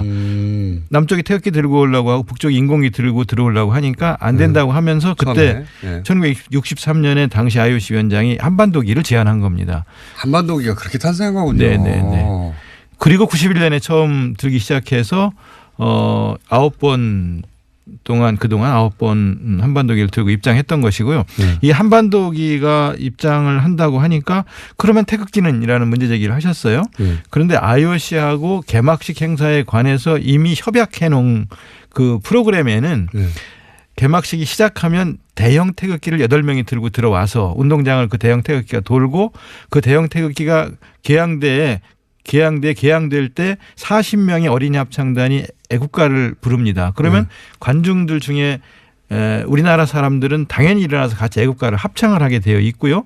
그 국기는 대회가 끝날 때까지 개항이 됩니다. 그리고 또 그다음에 한반도기를 들고 들어오면 우리가 금메달을 따도 한반도기가 올라갈 거 아니냐라는 문제 얘기를 또 하셨어요. 그런데 우리가 금메달 목표를 8개로 하고 있고 전체 메달을 20개 목표를 하고 있는데 메달 딸 때마다 태극기가 올라가는 거고요. 당연하죠. 그리고 금메달의 경우에는 애국가가 연주되는 거고요. 이거는 IOC 규정이 그러니까 이렇게 되는 거예요. 그런데 또 오늘 아침 어제 저녁 방송에도 대한민국의 인공기 펄럭인다라고 하는데요. 참가하는 95개국 모든 나라의 국기는 개항되는 겁니다. 당연한 겁니다. 그건 우리가 평양에 가서 만약에 국제 행사를 한다 그러면 태극기가 개항되는 거고 평양에 가서 메달을 따면 태극기가 올라가고 애국가가 연주되는 겁니다. 이거는 국제 스포츠의 이건 규정입니다. 그러니까 저는 이런 말도 안 되는 프레임을 그러니까 보수는 보수의 기술이 들어올 수 있어요. 그건 또 그들의 생존이고 그들의 이제 방식이고 뭐 그들도 살아야 되니까요. 그러면 또 이쪽 진영에서는 또 그게 아니다 막 이렇게 또 반박할 수 있어요. 네. 그럼 언론이 양쪽의 주장을 봐서 합리적인 주장을 실어주거나 혹은 뭐 최소한 공동으로 실어주거나. 근데 이 올림픽 관련해서는요. 초반에 이쪽의 목소리는 전혀 없었어요. 오로지 친북, 종북, 북한에 다 넘어간다. 체제 선전이 이용된다. 이 프레임으로 포털부터 도배가 됐거든요. 근데 저희는요. 어느 체제가 더 많이 선전되겠는가 하는 질문을 드리고 싶어요. 북한에서 응원단이 내려온다, 뭐 공연단이 내려온다. 그러면 체제 선전에 이용할 거 아니냐? 이제 개막식을 한번 보시기 바라는데요. 개막식에서 저희가 준비한 내용들을 보시면 이게 전 세계 수십억 인구에게 생중계되는 개막식이 아니겠습니까? 이 개막식을 갖고 북한 공연과 비교를 할 수는 없겠습니다만은 어느 체제가 더 많이 선전될 것인가, 어느 사람들이 더 많이 흔들릴 것인가를 생각하고 자신감을 갖고 대처해야 된다고 생각을 하고요. 북한 예술단의 공연도 많은 사람이 관심을 갖고 있습니다. 많은 사람들이 와서 보시기를 권하고요. 그런 프로그램은 150개 정도가 준비되어 있습니다.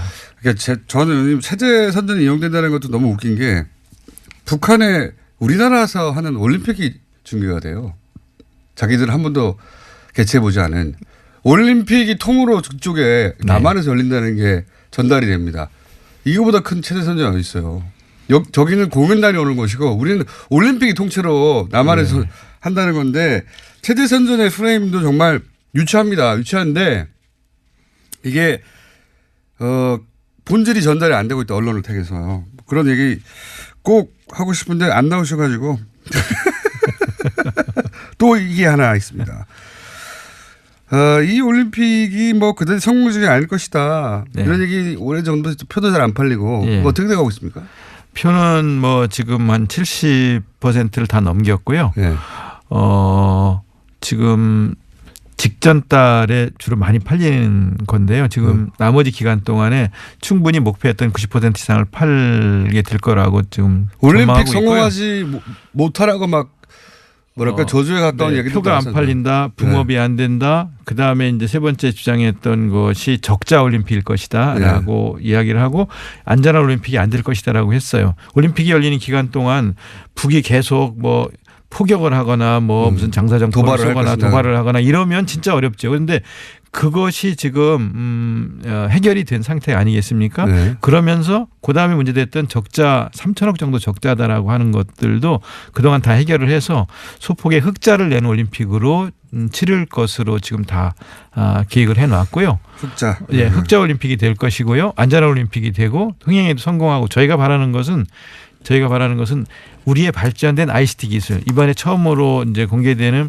5세대 이동 통신 5G를 통해서 빛의 속도로 가는 이런 모습들과 UHD 영상으로 나가는 것, 이런 영상들을 전 세계에 송출한다든가, 그다음에 VR, AR을 통해서 우리 올림픽의 모습들을 중계하거나 보여주는 기회들을 가지고 정말로 외국 사람들이 와서 보고 한국이 선진국이 틀림없다라는 인식을 가지게 해서 번영으로 이어지는 그런 올림픽이 될 수 있을 거라고 확신을 하고요. 그래서 평창올림픽의 평이 평화의 평이고 창이 번창의 창이라고 생각을 해서 평화와 번영의 두 가지를 다 이룬 올림픽으로 만들 것이다라고 말씀드리고 싶습니다. TV 사장님이 저한테 표를 2장 주셨어요.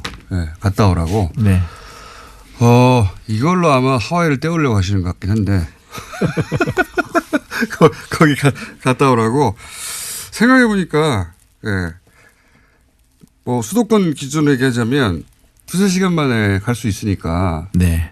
서울에서 1시간 반이면 갑니다. 그렇습니까?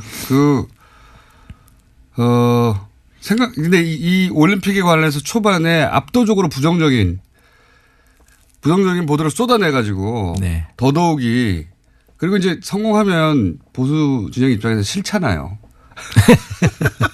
아니 이건 진보 보수를 떠나서 네. 올림픽은 싫어해요. 성공해야 됩니다. 성공해. 이건 이런 기회, 이 어렵게 준비한 올림픽을 통해서 이런 기회에 우리가 3만 불 시대로 진입할 수 있는 번영의 계기를 만드는 것은 우리 모두의 온 국민의 소망이라고 생각을 하고요. 성공을 어떻게든 기원하는 것이 올바른 태도 아닌가 싶습니다. 네, 조금 다른 얘기인데 갑자기 생각이 든 건데 예를 들어서 이게 문체부 입장에서 네. 이렇게 편파적인 보도나 혹은 뭐 절반의 진실만 전달하거나 혹은 반드시 알려져야 할 것이 알려지지 않거나 또는 뭐 포털에서 이런 예를 들어서 IOC가 결정한 이야기고 이런 보도가 뭐 메일에 등장하지 않거나 이런 문제에 대해서는 관심이 없으십니까 혹시? 뭐 관심이 많죠. 왜 관심이 없겠습니까? 많으시죠. 네. 근데 뉴스공장을 나가서 알릴까 말까를 주저한 제가 많이 잘못했다는 생각을 합니다. 그건 그거고 제 말은 이제 그 문제도 관심이 있으면 오늘의 주제는 아닌데 그 문제에도 한번 나와서 얘기를 한번 나눠보시죠. 예. 네. 저도 개인적으로 굉장히 관심이 많거든요. 예. 그리고 이제 그게 포털은 공공의 영역에 이미 들어왔거든요. 사기업이지만 그 영향력 사기업이 그 사적 이익을 추구한 건 당연한데 그 포털의 화면은 완전히 공공의 영역에 들어왔기 때문에 예. 다른 레벨의 이야기가 시작돼야 되는 것 같아서 한번 갑자기 문체부가 상관이 있는 것 같아요. 네네. 그렇죠. 상관 있죠. 자체적으로도 예 그런 문제들을 논의를 한 바 있습니다만 아예 그냥 이 문체부 조직 중에 예. 언론을 상대하는 조직 자체를 포털 쪽을 담당하는 시스템으로 전환하는 체제로 바꿀 생각입니다. 그거 굉장히 핵심적이고 중요한 네네. 이슈인데 오늘 올림픽 이야기니까 예. 그건 다음 기회에 한번 네네. 나오셔가지고 본격적으로 그렇죠. 포털은 공공의 영역에 들어왔습니다 이제. 예. 그런데 공공의 어떤 효과적인 감시를 받고 있지는 않죠. 전혀. 예. 영역은 공공의 영역에 들어왔는데 완전한 사기업의 자유를 누리고 있는 예. 그런 면이 있어서 생각하다 보니 이게 문체부와 관련이 있는 거잖아 생각이 들어서 네. 준비하고 계시군요 뭔가. 네. 예, 알겠습니다. 이런 건 어떻습니까? 뭐 마식령 스키장 훈련이라든가 네. 몇 가지 공동으로 진행했던 거 있지 않습니까? 잘 네. 진행되고 있습니까? 네, 잘 진행됐고요. 저희가 처음 제안한 것은 우리가 마식령에 가서 연습을 할 테니까 북도 내려와서 평창에서 연습을 해라라는 제안이었어요. 네. 처음 제안은. 근데 이제 너무 짧은 기간이라서 그 제안은 우리는 가고 북한 선수들이 와서 여기서 연습하는 거는 이제 2월 1일 날 어제 들어왔으니까 여기서 이제 약간의 연습을 하게 될 테고요. 그다음에 예술단을 비롯해서 많은 그 금강산 문화공연 등을 비롯한 것들은 저희가 먼저 제안을 했던 것이고요. 그때는 북한의 참여를 이끌어내기 위해서 작년 6월에 그런 제안을 했던 것이고요.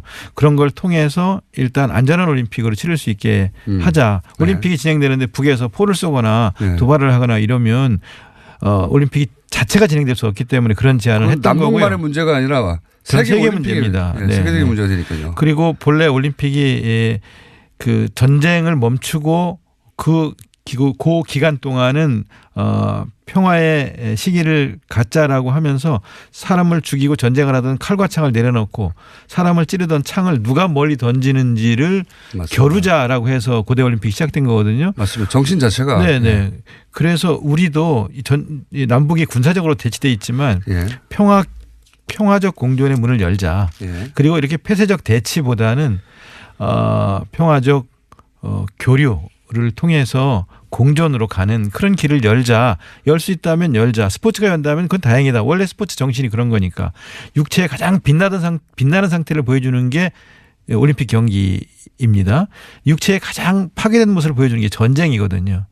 그러니까 이렇게 가장 참혹한 상태에서 벗어나서 육체의 가장 빛난 최고의 상태를 보여주는 모습으로 전환하자. 이런 제안이 올림픽 정신이기 때문에 이걸 실현하자. 그래서 특히 한국에서 군사적으로 대치되어 있는 이 한국에서 이런 걸 보여준다면 얼마나 좋겠는가. 그거를 실현해 보자. 이 가치지향적인 제안을 올림픽 IOC도 하고 저희도 하고 특히 저희는 더 절박하게 이런 요구를 했던 것이고요. 그 과정에서 완전히 이건 북한을 위한 올림픽이냐 올림픽 아니냐 평양 올림픽 아니냐라고 말씀하시지만 올림픽 전체가 진행되면 확언하건대 전 세계인들은 평양이 아니라 평창을 기억할 겁니다. 뭐 당연히 그렇게 생각되고요. 그리고 말씀하시는 와중에 갑자기 중간중간 본래 직업인 시인의 모습이 중간중간 육체에 빛나는 모습. 이런 얘기 안 합니다. 공무원들은.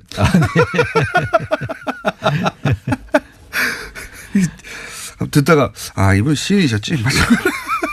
아니 피겨 스케이팅을 하는 걸 보세요. 그 특히 피겨 페어 남녀가 같이 얼음판 위에서 하잖아요.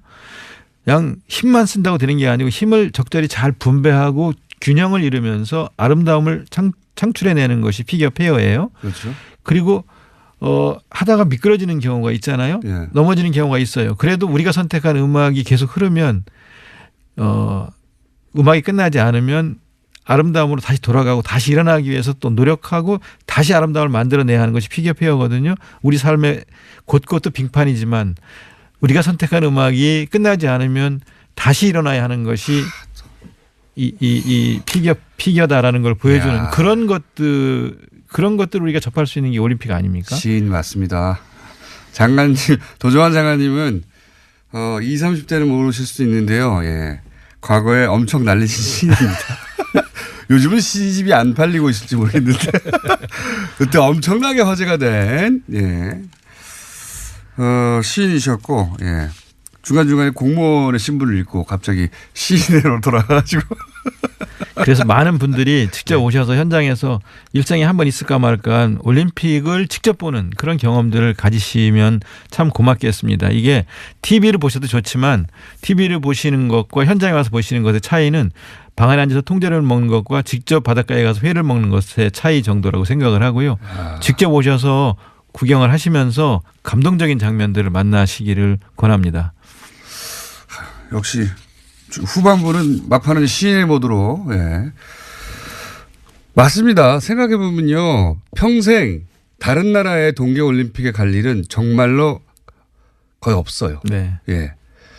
가고 싶어도 이 절차도 가기도 그렇고 표, 숙박 머릿속에 이제 문제가 너무 많거든요. 이거 기차 타고 가면 되지 않습니까? 1시간 반이면 수도권에서는. 강릉이든 평창이든 오셔서 세계적인 선수들이 경기하는 모습들을 보시는 기회를 제 놓치지 생각에는 마시기 초반에 바랍니다. 보다가 기차 타고 금방 가면 되는 거 아니야 이거. 1시간 반이면 길 막힐 때 서울 2시간 걸려요 길 막히면. 네네. 그런 생각하시고 후반부에 표가 더 많이 팔릴지도 모릅니다. 네네. 내가 왜 이거 앉아서 이거 텔레비전 보고 있지? 가면 되는데 이렇게 생각하시는 분들이 아마 그때 가서야 생기겠죠. 언론도 사실 평창 올림픽에 대해서 이렇게 보도도 잘 안 해주고 기본적으로 이런 이슈만 보도하고 그러니까 논란. 그러니까 체육부 기자들이 기사를 쓰거나 방송을 내보내면 좋은데 정치부 기자들이 초반에 기사를 쓰면서 저희가 제대로 대응을 못한 것도 있고요. 또 저희가 성찰하고 반성해야 될 점도 있고 제대로 알리지 못한 점도 있다고 생각을 합니다. 어쨌든 그럼에도 불구하고 우리나라에서 30년 만에 다시 개최하는 이 올림픽에 많은 분들이 이제 오해도 좀 푸시고 또 같이 손에 손을 맞잡고 성공하는 올림픽이 될 수 있도록 도와주시면 고맙겠습니다. 알겠습니다. 지금까지 시인 도종환 문체부 장관이었습니다. 다음엔 꼭 여기부터 나오세요. 감사합니다. 네, 고맙습니다. 월요일 뵙겠습니다. 안녕.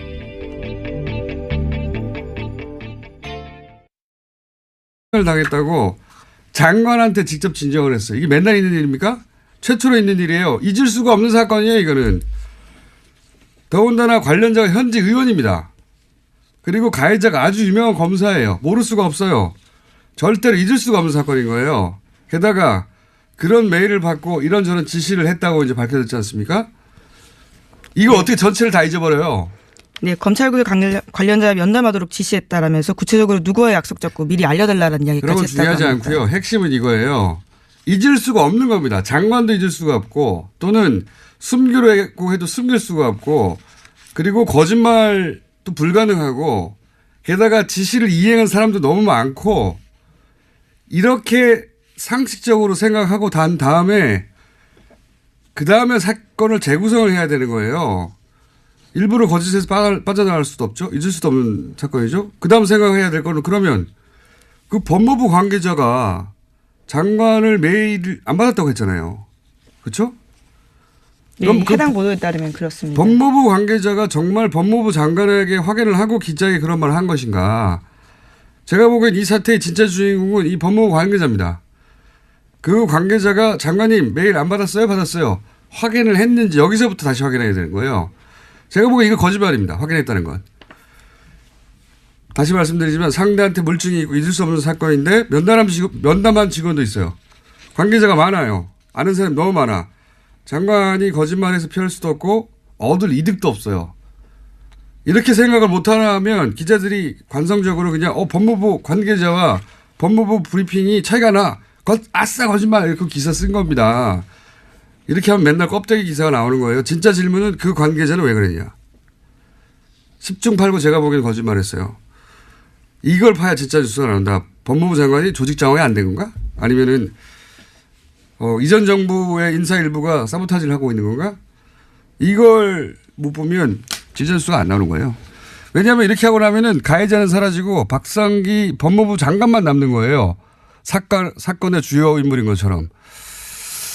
하여튼 마음에 안 듭니다. 요새. 자. 네, 어쨌거나 서검사도 법무부 담당자 만나서 진상조사 요구했는데요. 해가 넘도록 조치가 치러지지 않았다는 점도 이야기하고 있습니다. 그 점은 그 점대로 따질 일이에요. 예, 그 점은 그 점대로 따질 일이고 피해자 입장에서 만족스럽지 않은 거죠. 예. 근데 이제 사건의 포인트가 법무부 장관이 아닙니다. 제가 보기에는. 이 첫 보도가 나간 관계자를 봐보세요. 그리고 관계자와 장관의 말이 일치하는지 확인해 보세요. 거기서부터 진짜 사건이 숨어 있다. 자, 다음 뉴스는요. 예, 오늘 아침에 한국일보에서 안철수 국민의당 대표의 인터뷰가 있었는데요. 예, 바른정당과 손잡고 통합신당 준비하고 있는 중입니다. 이에 대해서 지방선거 이야기가 좀 나왔었는데 6.13 지방선거나 재보궐선거 출마 등 모든 가능성이 열려 있다라는 이야기를 했습니다. 그렇군요. 안철수 대표 관련 통합 관련 뉴스가 많이 나오는데 이거 이제 한 번만 더 코멘트를 하자면 전당대회 안 하는 거를 가지고 여러 기사에서 우회로를 찾는다, 우회한다. 어떤 기사는 산에 길을 내고 물에 다리를 놓는다, 막 이런 표현을 하던데 정치권이 앞뒤 안 맞게 행동하거나 유불리에 따라서 말을 바꾸거나 기준을 바꾸거나 그 여야 모두 있는 거거든요. 그리고 또 출입처면은 또 막 공격하기도 그렇잖아요. 그래서 적당히 덮어주기도 하죠. 근데 이건 막 예를 들어서 이 우회로다 전당대회 안 한 거 우회한다. 산에 길을 내고 물에 다리를 넣는다. 이건 너무 만져주는 이거 애모예요. 이렇게 표현하면 이렇게 하면 안 되는 겁니다. 표현이 너무 선정적인 것 같은데요. 너무 깜짝 놀랐습니다. 적당히 해야죠. 적당히. 보세요. 합당은 전당대회에서 결정한다. 오늘 열받네요. 당원이 그래요? 근데 안철수 대표 측이 장악한 중앙위가 당원을 개정해요. 전당대회 안 하고 그냥 당원 투표를 한다고. 그러면서 뭐라고 하냐면 당원을 개정하면 즉시 효력이 발생하고 다음 전당대회에서 추인을 하면 된다. 이렇게 말해요. 추인을 안 했는데 어떻게 효력이 즉시 발생합니까? 논리적으로 말이 안 되죠. 그리고 이미 합당이 됐는데 국민의당의 전당대회는 이제 영원히 할 수가 없는데 어디서 추인합니까? 어디서? 추인할 데가 없어. 앞뒤가 안 맞아 이건. 논리적으로 하나도 말이 안 되는데 무슨 우회로예요. 이거는 강목 들고 용팔이 전당대회를 했는데 정면 돌파다. 이렇게 말해주는 것과 마찬가지인 겁니다. 적당히 좀 해야지. 민망해요 진짜. 뭐 우회로예요 이게. 아유. 다른 것도 심리적 저지선이 같이 무너지는 거예요. 이거 나만 혼자 이거 방어하고 있으면 뭐해. 이렇게 이제 무너지기 시작하는 거죠. 외삼촌 땅 우리가 가지고 있는데 이거 다 예, 드디어 사실을 말하게 되는 그러니까요. 겁니다. 이명박 전 대통령 참모예산이다라고 얘기하게 되는 것이고 이런 일들은 점점 더 많이 벌어지겠죠. 이제 시작에 불과하다. 예. 다음 뉴스는요. 예, 또 영포빌딩 압수수색하면서 관련된 내용들이 굉장히 중요한 게 많이 나왔다라고 SBS가 보도하고 있는데요. 이명박 전 대통령이 재임 시절에 다스 관련된 보고를 직접 받았다라는 증거를 검찰이 확보했다고 합니다. 검찰 관계자에 따르면 이명박 전 대통령 쪽에 급소를 찔렀다라고 할 정도로 스모킹 건이라고 하는데요. 아직 구체적인 내용이 나오진 않았습니다. 그래요? 급소를 찔렀어요? 네, 그런 표현이 있습니다. SBS가 그렇게 보도하고 있는데요. 급소는 뉴스공장이 지난 7월부터 찔렀어요. 예, 시사인도 함께했습니다. 계속 찔렀는데 청와대 민정하고 공권력을 동원해서 돈을 찾고 그 과정을 청와대 민정이 뭐 자기 혼자 결정했겠습니까? 청와대 대빵이 시켰지? 민정이 왜 그걸 혼자 해요? 그리고 민정이 왜 사기업하고 계속 연락을 합니까? 그 사기업과 연락한 문서들도 진작에 공개했고요. 그렇지만 검찰 조사가 중요한 건 그때 이제 뉴스공장에서 여러 가지 문건을 들고 얘기했지만 대통령이 보고를 받았다고 하는 문건이나 증거를 여기 이 부분은 검찰만 확보할 수 있는 거죠. 예, 그걸 검찰이 확보했다면 이제 완성이 되는 거죠, 그림이. 자, 다음은요.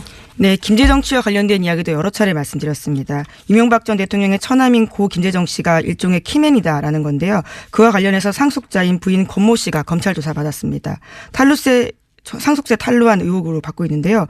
이와 관련해서 상속자인 부인 권모 씨가 아니라 제3자가 상속 과정의 문제점을 검토한 흔적이 발견됐다라고 합니다. 발견된 지 4개월 넘었어요. 뉴스공장에서 계속 얘기했어요. 제3자가 했다고. 안홍구 총장님이 그렇게 얘기를 많이 했었고, 예. 하지만 이게 다 이제, 뉴스에, 예. 지상파가 가장 정제해서 내놓는, 예. 뉴스에서 보도되기 시작했다는 게 중요한 거죠. 자, 다음 순요. 네, 이명박 정부 사이버사령부의 정치관여 의혹 수사를 은폐무마한 혐의로 구속된 전 국방부 수사팀 관계자 기억하실 겁니다. 최근에 구속이 됐는데요. 이 관계자가 심경의 변화를 일으켜서 적극 진술을 하고 있다고 합니다. 상부 지시를 받고 핵심 진술을 덮었다라는 이야기입니다. 이게 다스 효과라는 겁니다. 저기가 뚫렸네. 나 혼자 방어한다고 지금 내가 방어할 대상. 우리 이명박 전 대통령이 보호가 되지 않네. 나만 하면 뭐해. 예, 이런 심리적 전신에 뚫리는 효과가 있어. 다른 분야도 다 이렇게 될 겁니다. 네, 오늘 아침 경향신문 보도인데요. 네. 구체적인 내용들이 꽤 많이 나오고 있습니다. 그러면서 윗선 규명에 힘이 나고 있다라고 하는데 네. 김관진 전 장관이 구속됐다 풀려나가면서 한동안 소강 상태였는데 다시 한번 속도 내고 있다고 합니다. 다 무너지게 돼 있다니까요. 그 기자회견 하지 말았어야 돼요. 아무 내용도 없는 기자회견. 아무것도 없나 보다 이렇게 되는 거군요. 자, 다음 순요. 네, 서지현 검사 이야기도 안 할 수가 없는데요. 이번 주에도 JTBC에 출연해서 처음으로 피해 사실 털어놓은 다음에 계속해서 법무부의 부실 대응 비판됐습니다. 이와 관련해서 박상기 장관이 피해 사실을 적시한 서 검사의 메일을 받았는지 여부가 어제 하루 종일 논란이 됐습니다. 저도 이 뉴스 봤는데 저도 이 뉴스를 보면서 굉장히 이상한 지점을 발견했어요. 이제 법무부 관계자 발로 첫 뉴스가 나왔죠. 네, 뉴스원 보도였습니다. 네, 장관이 이메일을 확인했는데 메일 받지 않았다고 하더라. 여기서부터 출발됐거든요. 법무부 관계자 발로. 네, 직접 메일을 받은 사실이 없는 것으로 확인했다라는 보도였습니다. 그러고 나서 이제 좀 이따 공식 브리핑에서 받았다고 하니까 거짓 해명, 말 바꾸기 이게 이제 하루 종일 보도된 내용인데 이 탐사 보도를 오래 해온 저로서는 이거는 진짜를 놓친 뉴스다. 껍데기만 본 뉴스다. 최초로 제가 아무도 이 말을 그렇게 저녁 때문에 그런 내용이 나올 줄 알았더니 그게 안 나와서. 왜냐하면은 서 검사 측에서 메일 보냈다고 했어요. 답장을 받았다고 했어요. 메일은 법적인 증거 능력이 인정받을 만큼 확실한 물증입니다. 이제는. 상대 손에 메일이 있어요. 그죠? 이거를 있다고 하는데 일부러 거짓말해서 상대 손에 있는 증거를 없앨 수가 없는 거예요. 즉시 들통이 나는데 이런 건 바보도 안 하는 거짓말입니다. 이렇게 생각을 해야 돼요. 첫 출발부터. 그리고 이렇게 큰 사건인데 여검사가 성추행 바보같이 정말. 자, 어제 블랙하우스에서 여기까지만 하고 끝내죠. 공중파에서 최초로 포털에서 매크로가 가능하다. 기술적으로 가능하다. 이걸 시연했는데 당연히 네이버에서는 검색어에 등장하지 않았고 공중파에서 네이버 매크로 가능해 신기하거든요. 검색해 봐야 돼요. 등장하지 않았고 당연히 예상한 바입니다만 그러면 안 됩니다. 네이버 이 또한 지나가리라. 그렇지 않습니다. 예, 블랙하우스 한번 검색해 보시고 다른 건 몰라도 그건 보셔야 됩니다. 매크로가 가능하다는 걸. 오늘 뉴스도 많고 할 말도 많았네요. 네.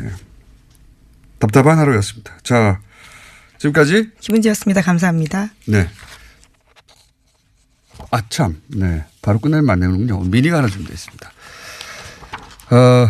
정세현 전 통일부 장관님 전화 연결됐습니다. 죄송합니다. 같이한 장관님. 안녕하세요. 예, 안녕하세요. 근데 왜 그렇게 화를 내요, 아침에? 뉴스를 읽다 보니 갑자기 띵 해가지고요. 그게 됐지. 됐죠. 예. 일리 있어요. 장관님도 갑자기 훅 가실 때 있잖아요. 네. 네, 그래요. 갑자기 저희 연결드린 것은 이제 뭐 올림픽 내내 중간중간 연결드리겠다고 했는데 저희가 하루 이틀 놓쳤는데 열병식 관련한 뉴스도 있고 그리고 뭐 금강산 안 가는 뉴스도 있는데 우선 북한이 금강산에서 행사 안 하겠다고 갑자기 나온 이유는 뭐라고 보십니까? 뭐 여러 가지 이유 있다고 생각해요. 일석 한 3조 정도. 일석 3조. 하는 생각인데. 예. 첫째는 남쪽에서 그 금강산 문화 행사를 비롯해서 예. 남북이 이렇게 뭐 공동원하고 또 공연하고 하는 걸 가지고 무슨 북한의 체제 선전이니 네. 또는 뭐 한미동맹을 이간시키려고 하는 거니 하는 식의 보도들을 일부 언론에서 하지 않았습니까? 많이 했죠. 그다음에 예. 또 그다음에 또 2월 8일 날 하게 돼 있는 건군절 행사 70주년 건군절 70주년 행사도 그것도 무슨 올림픽에 오기로 해놓고 그 전날 하는 법이 어딨냐? 이게 완전히 그 위장평공세다 내지는 갈라치기다 뭐 이런 비난을 하는 데 대해서 불쾌감을 표시하면서 첫째, 두 번째는 대내적으로 그 남북한 공동 문화 행사를 하는데 우리 사람들만 가서 관중석에 앉아 있을 수는 없잖아요. 네. 북한 주민들도 데려와야 되거든요. 근데 그 금강산 근처에 있는 사람들 데려오는 것도 간단치가 않고 왜냐하면 굉장히 못 사는 동네입니다. 네. 그러니까 다 어떻게 보면은 옷도 헤입히고 등등 아니면은 평양에서 데리고 와야 돼요. 원산이나. 그 교통 문제도 간단치가 않아요. 북한의 지금 현재 형편으로는 특히 기름은 뭐 하나도 못 들어가게 하면서 자동차 움직이는 것이 쉽지 않고 동원이 어렵죠. 그다음에 세 번째는 이제 북쪽 이 공연도 하지만 네. 우리 쪽에서 가서 공연할 거 아니에요? 네. 우리 쪽에서 가서 공연하는 거에 대해서 북쪽이 좀 부담을 느낄 겁니다. 무슨 얘기냐면 지난번에 그 블랙하우스 때 잠깐 보였던 그 베이비복스 평양 공연. 네. 그 베이비복스의 평양공 같은 걸 보고 북한 사람들이 느낄 문화적 충격. 예. 그리고 그것이 체제에 미치는 영향 이런 거 생각하면은 이게 득될 것이 없다. 핑계 없냐? 이번에 남쪽에서 뭐 여러 가지 비난하는 거에 대해서 그 핑계 대고 이거 이제 차라리 안 하는 게 낫겠다 하는 결정을 하지 않았나. 복합적인 원인이 있다는 거죠. 그렇군요. 예. 여러 가지 사정상 이건 안 하는 게 낫겠다고 이제 종합적으로 북한이 판단했을 것이다. 예. 네, 그 대신 마식령 스키장에 뭐 공동 훈련을 한다 하는 것은 그 별로 그렇게 접촉 기회가 없어요. 선수들끼리는. 예. 스키이기 때문에 이게 기록 경기 아닙니까 스키가. 그러니까 실제로 갔다 온 그 기자들 얘기 들으니까 각자 북한 선수 한번 쭉 타고 내려오고 네. 우리 선수 타고 내려오고 뭐 그러고 끝났다. 별로 이렇게 물론 만나서 뭐 이야기하고 하는 그거는 뭐 좋은데 같이 어울리는 시간이 적기 때문에 그건 부담을 별로 안 느꼈을 겁니다. 그렇군요. 이제 이 공연도 하고 남측에서 가서 오래된 시설들도 이제 이용해야 하고 뭐 북한 입장의 형편도 있고 또 남한에서는 이걸 또 비판도 하고 하여튼 복합적으로 기분도 나쁘고 형편도 어렵고. 안녕하세요. 김호준입니다. 다음 주 드디어 올림픽이 개막합니다. 올림픽 최대 이슈 중 하나가 단일팀 문제였죠. 관련해 보수는 프레임 하나를 만들어냈습니다. 북한 선수들 참가는 남한 선수들 기회를 박탈한다. 공정하지 않다. 올림픽은 그 탄생부터 평화를 위한 것이었고 유치하는 노력부터 이미 공공의 자원이 엄청나게 동원이 됩니다. 하여 선수들도 올림픽 정신의 구현과 공공의 이익을 위해 때로는 개인적 이익 일부를 남과 공유할 의무가 함께 부여되는 겁니다. 전쟁이 고론되던 상황에서 우리 공동체에게 평화의 상징이 필요하다. 그럼 개개인 출전 시간 중 일부는 그 목적을 위해 공공재가 될 수도 있는 게 올림픽의 정신과 공공의 이익에도 부합하는 겁니다. 정부가 그런 메시지의 전달과 관리에 실패한 측면이 있습니다. 그건 그것대로 비판할 수 있죠. 하지만 출전 시간이 줄어서 공정하지 않다는 단순한 프레임 하나에 거의 모든 언론이 아무런 문제 제기도 없이 동조하는 상황이 저는 참으로 기이합니다. 올림픽이 개인 커리어만을 위한 취업 박람회가 아니잖아요. 올림픽이 개인만의 경영이면 올림픽기와 국기는 왜 겁니까? 선수 명함하고 이력서를 걸어야지. 올림픽만 생각해온 어린 선수들이 거기까지는 생각 못했을 수 있습니다. 당황하고 억울할 수 있죠. 그럴 때 단일 팀이 가진 상징과 의의, 올림픽의 공공성과 우리 공동체가 필요로 하는 평화의 절박함을 그들에게 얘기해 줄 수 없다면 언론이 뭐하러 있습니까? 김어준 생각이었습니다.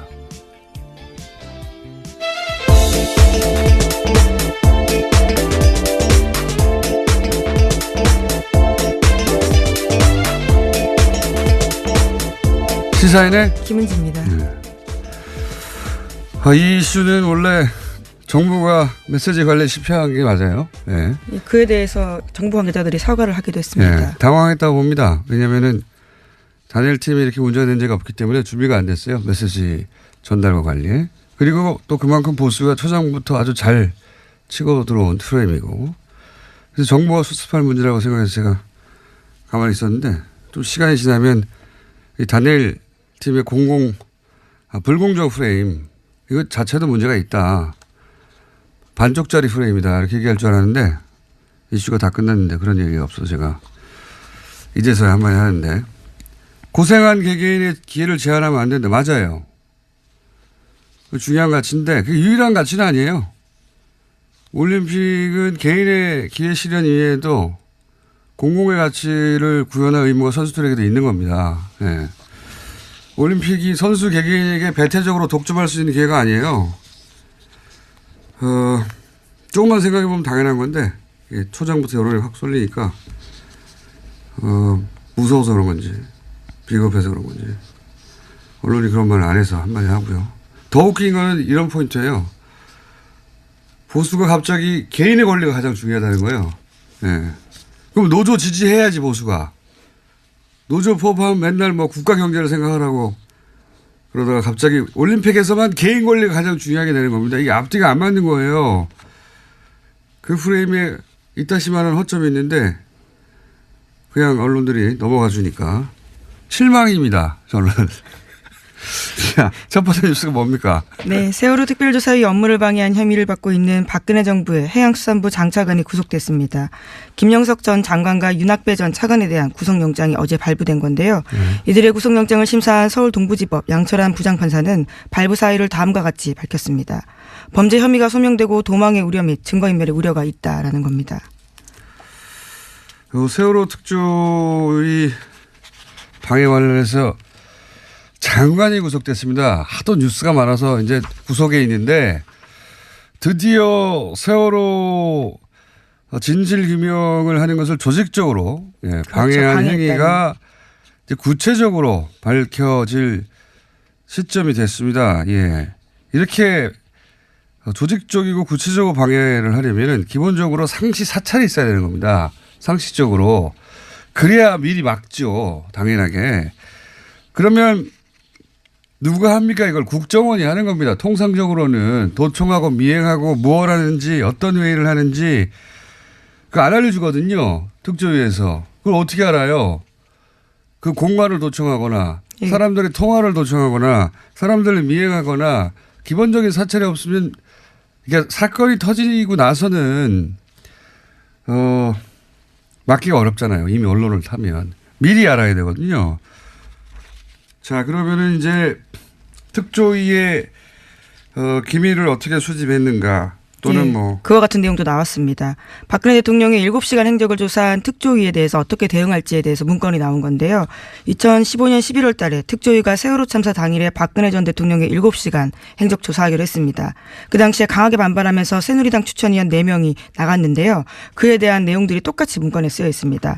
당시에 치밀한 보안이 요구되어서 특조위 상임위원조차도 내용들을 몰랐었는데 이에 대해서는 비공개 일정과 내용, 행적조사 안건이 언제 어떻게 해결될지도 다 쓰여 있었다라고 합니다. 그거 다 이제 밝혀야 되고 이거 어떻게 합니까? 당연히 여기서 국정원은 왜 기여했고 정부는 왜 재난의 진실을 파헤치는데 이렇게까지 방해를 했는가. 이제 거기서부터 다시 시작해야 되는 거죠. 자. 네, 박근혜 정부의 청와대가 어떻게 개입됐는지 좀 구체적으로 나오고 있는데요. 안종범 수석에게는 특조위 7시간 조사 막으라면서 해수부를 적극 하라고 5자리나 시켰다라고 하고요. 조윤선 수석에게는 기형적인 특조위를 폐지할 필요가 있다면서 여당과 논의하라고 했습니다. 또 우병우 수석에게는 정교조 계획을 무력화시키다라는 이야기도 했고요.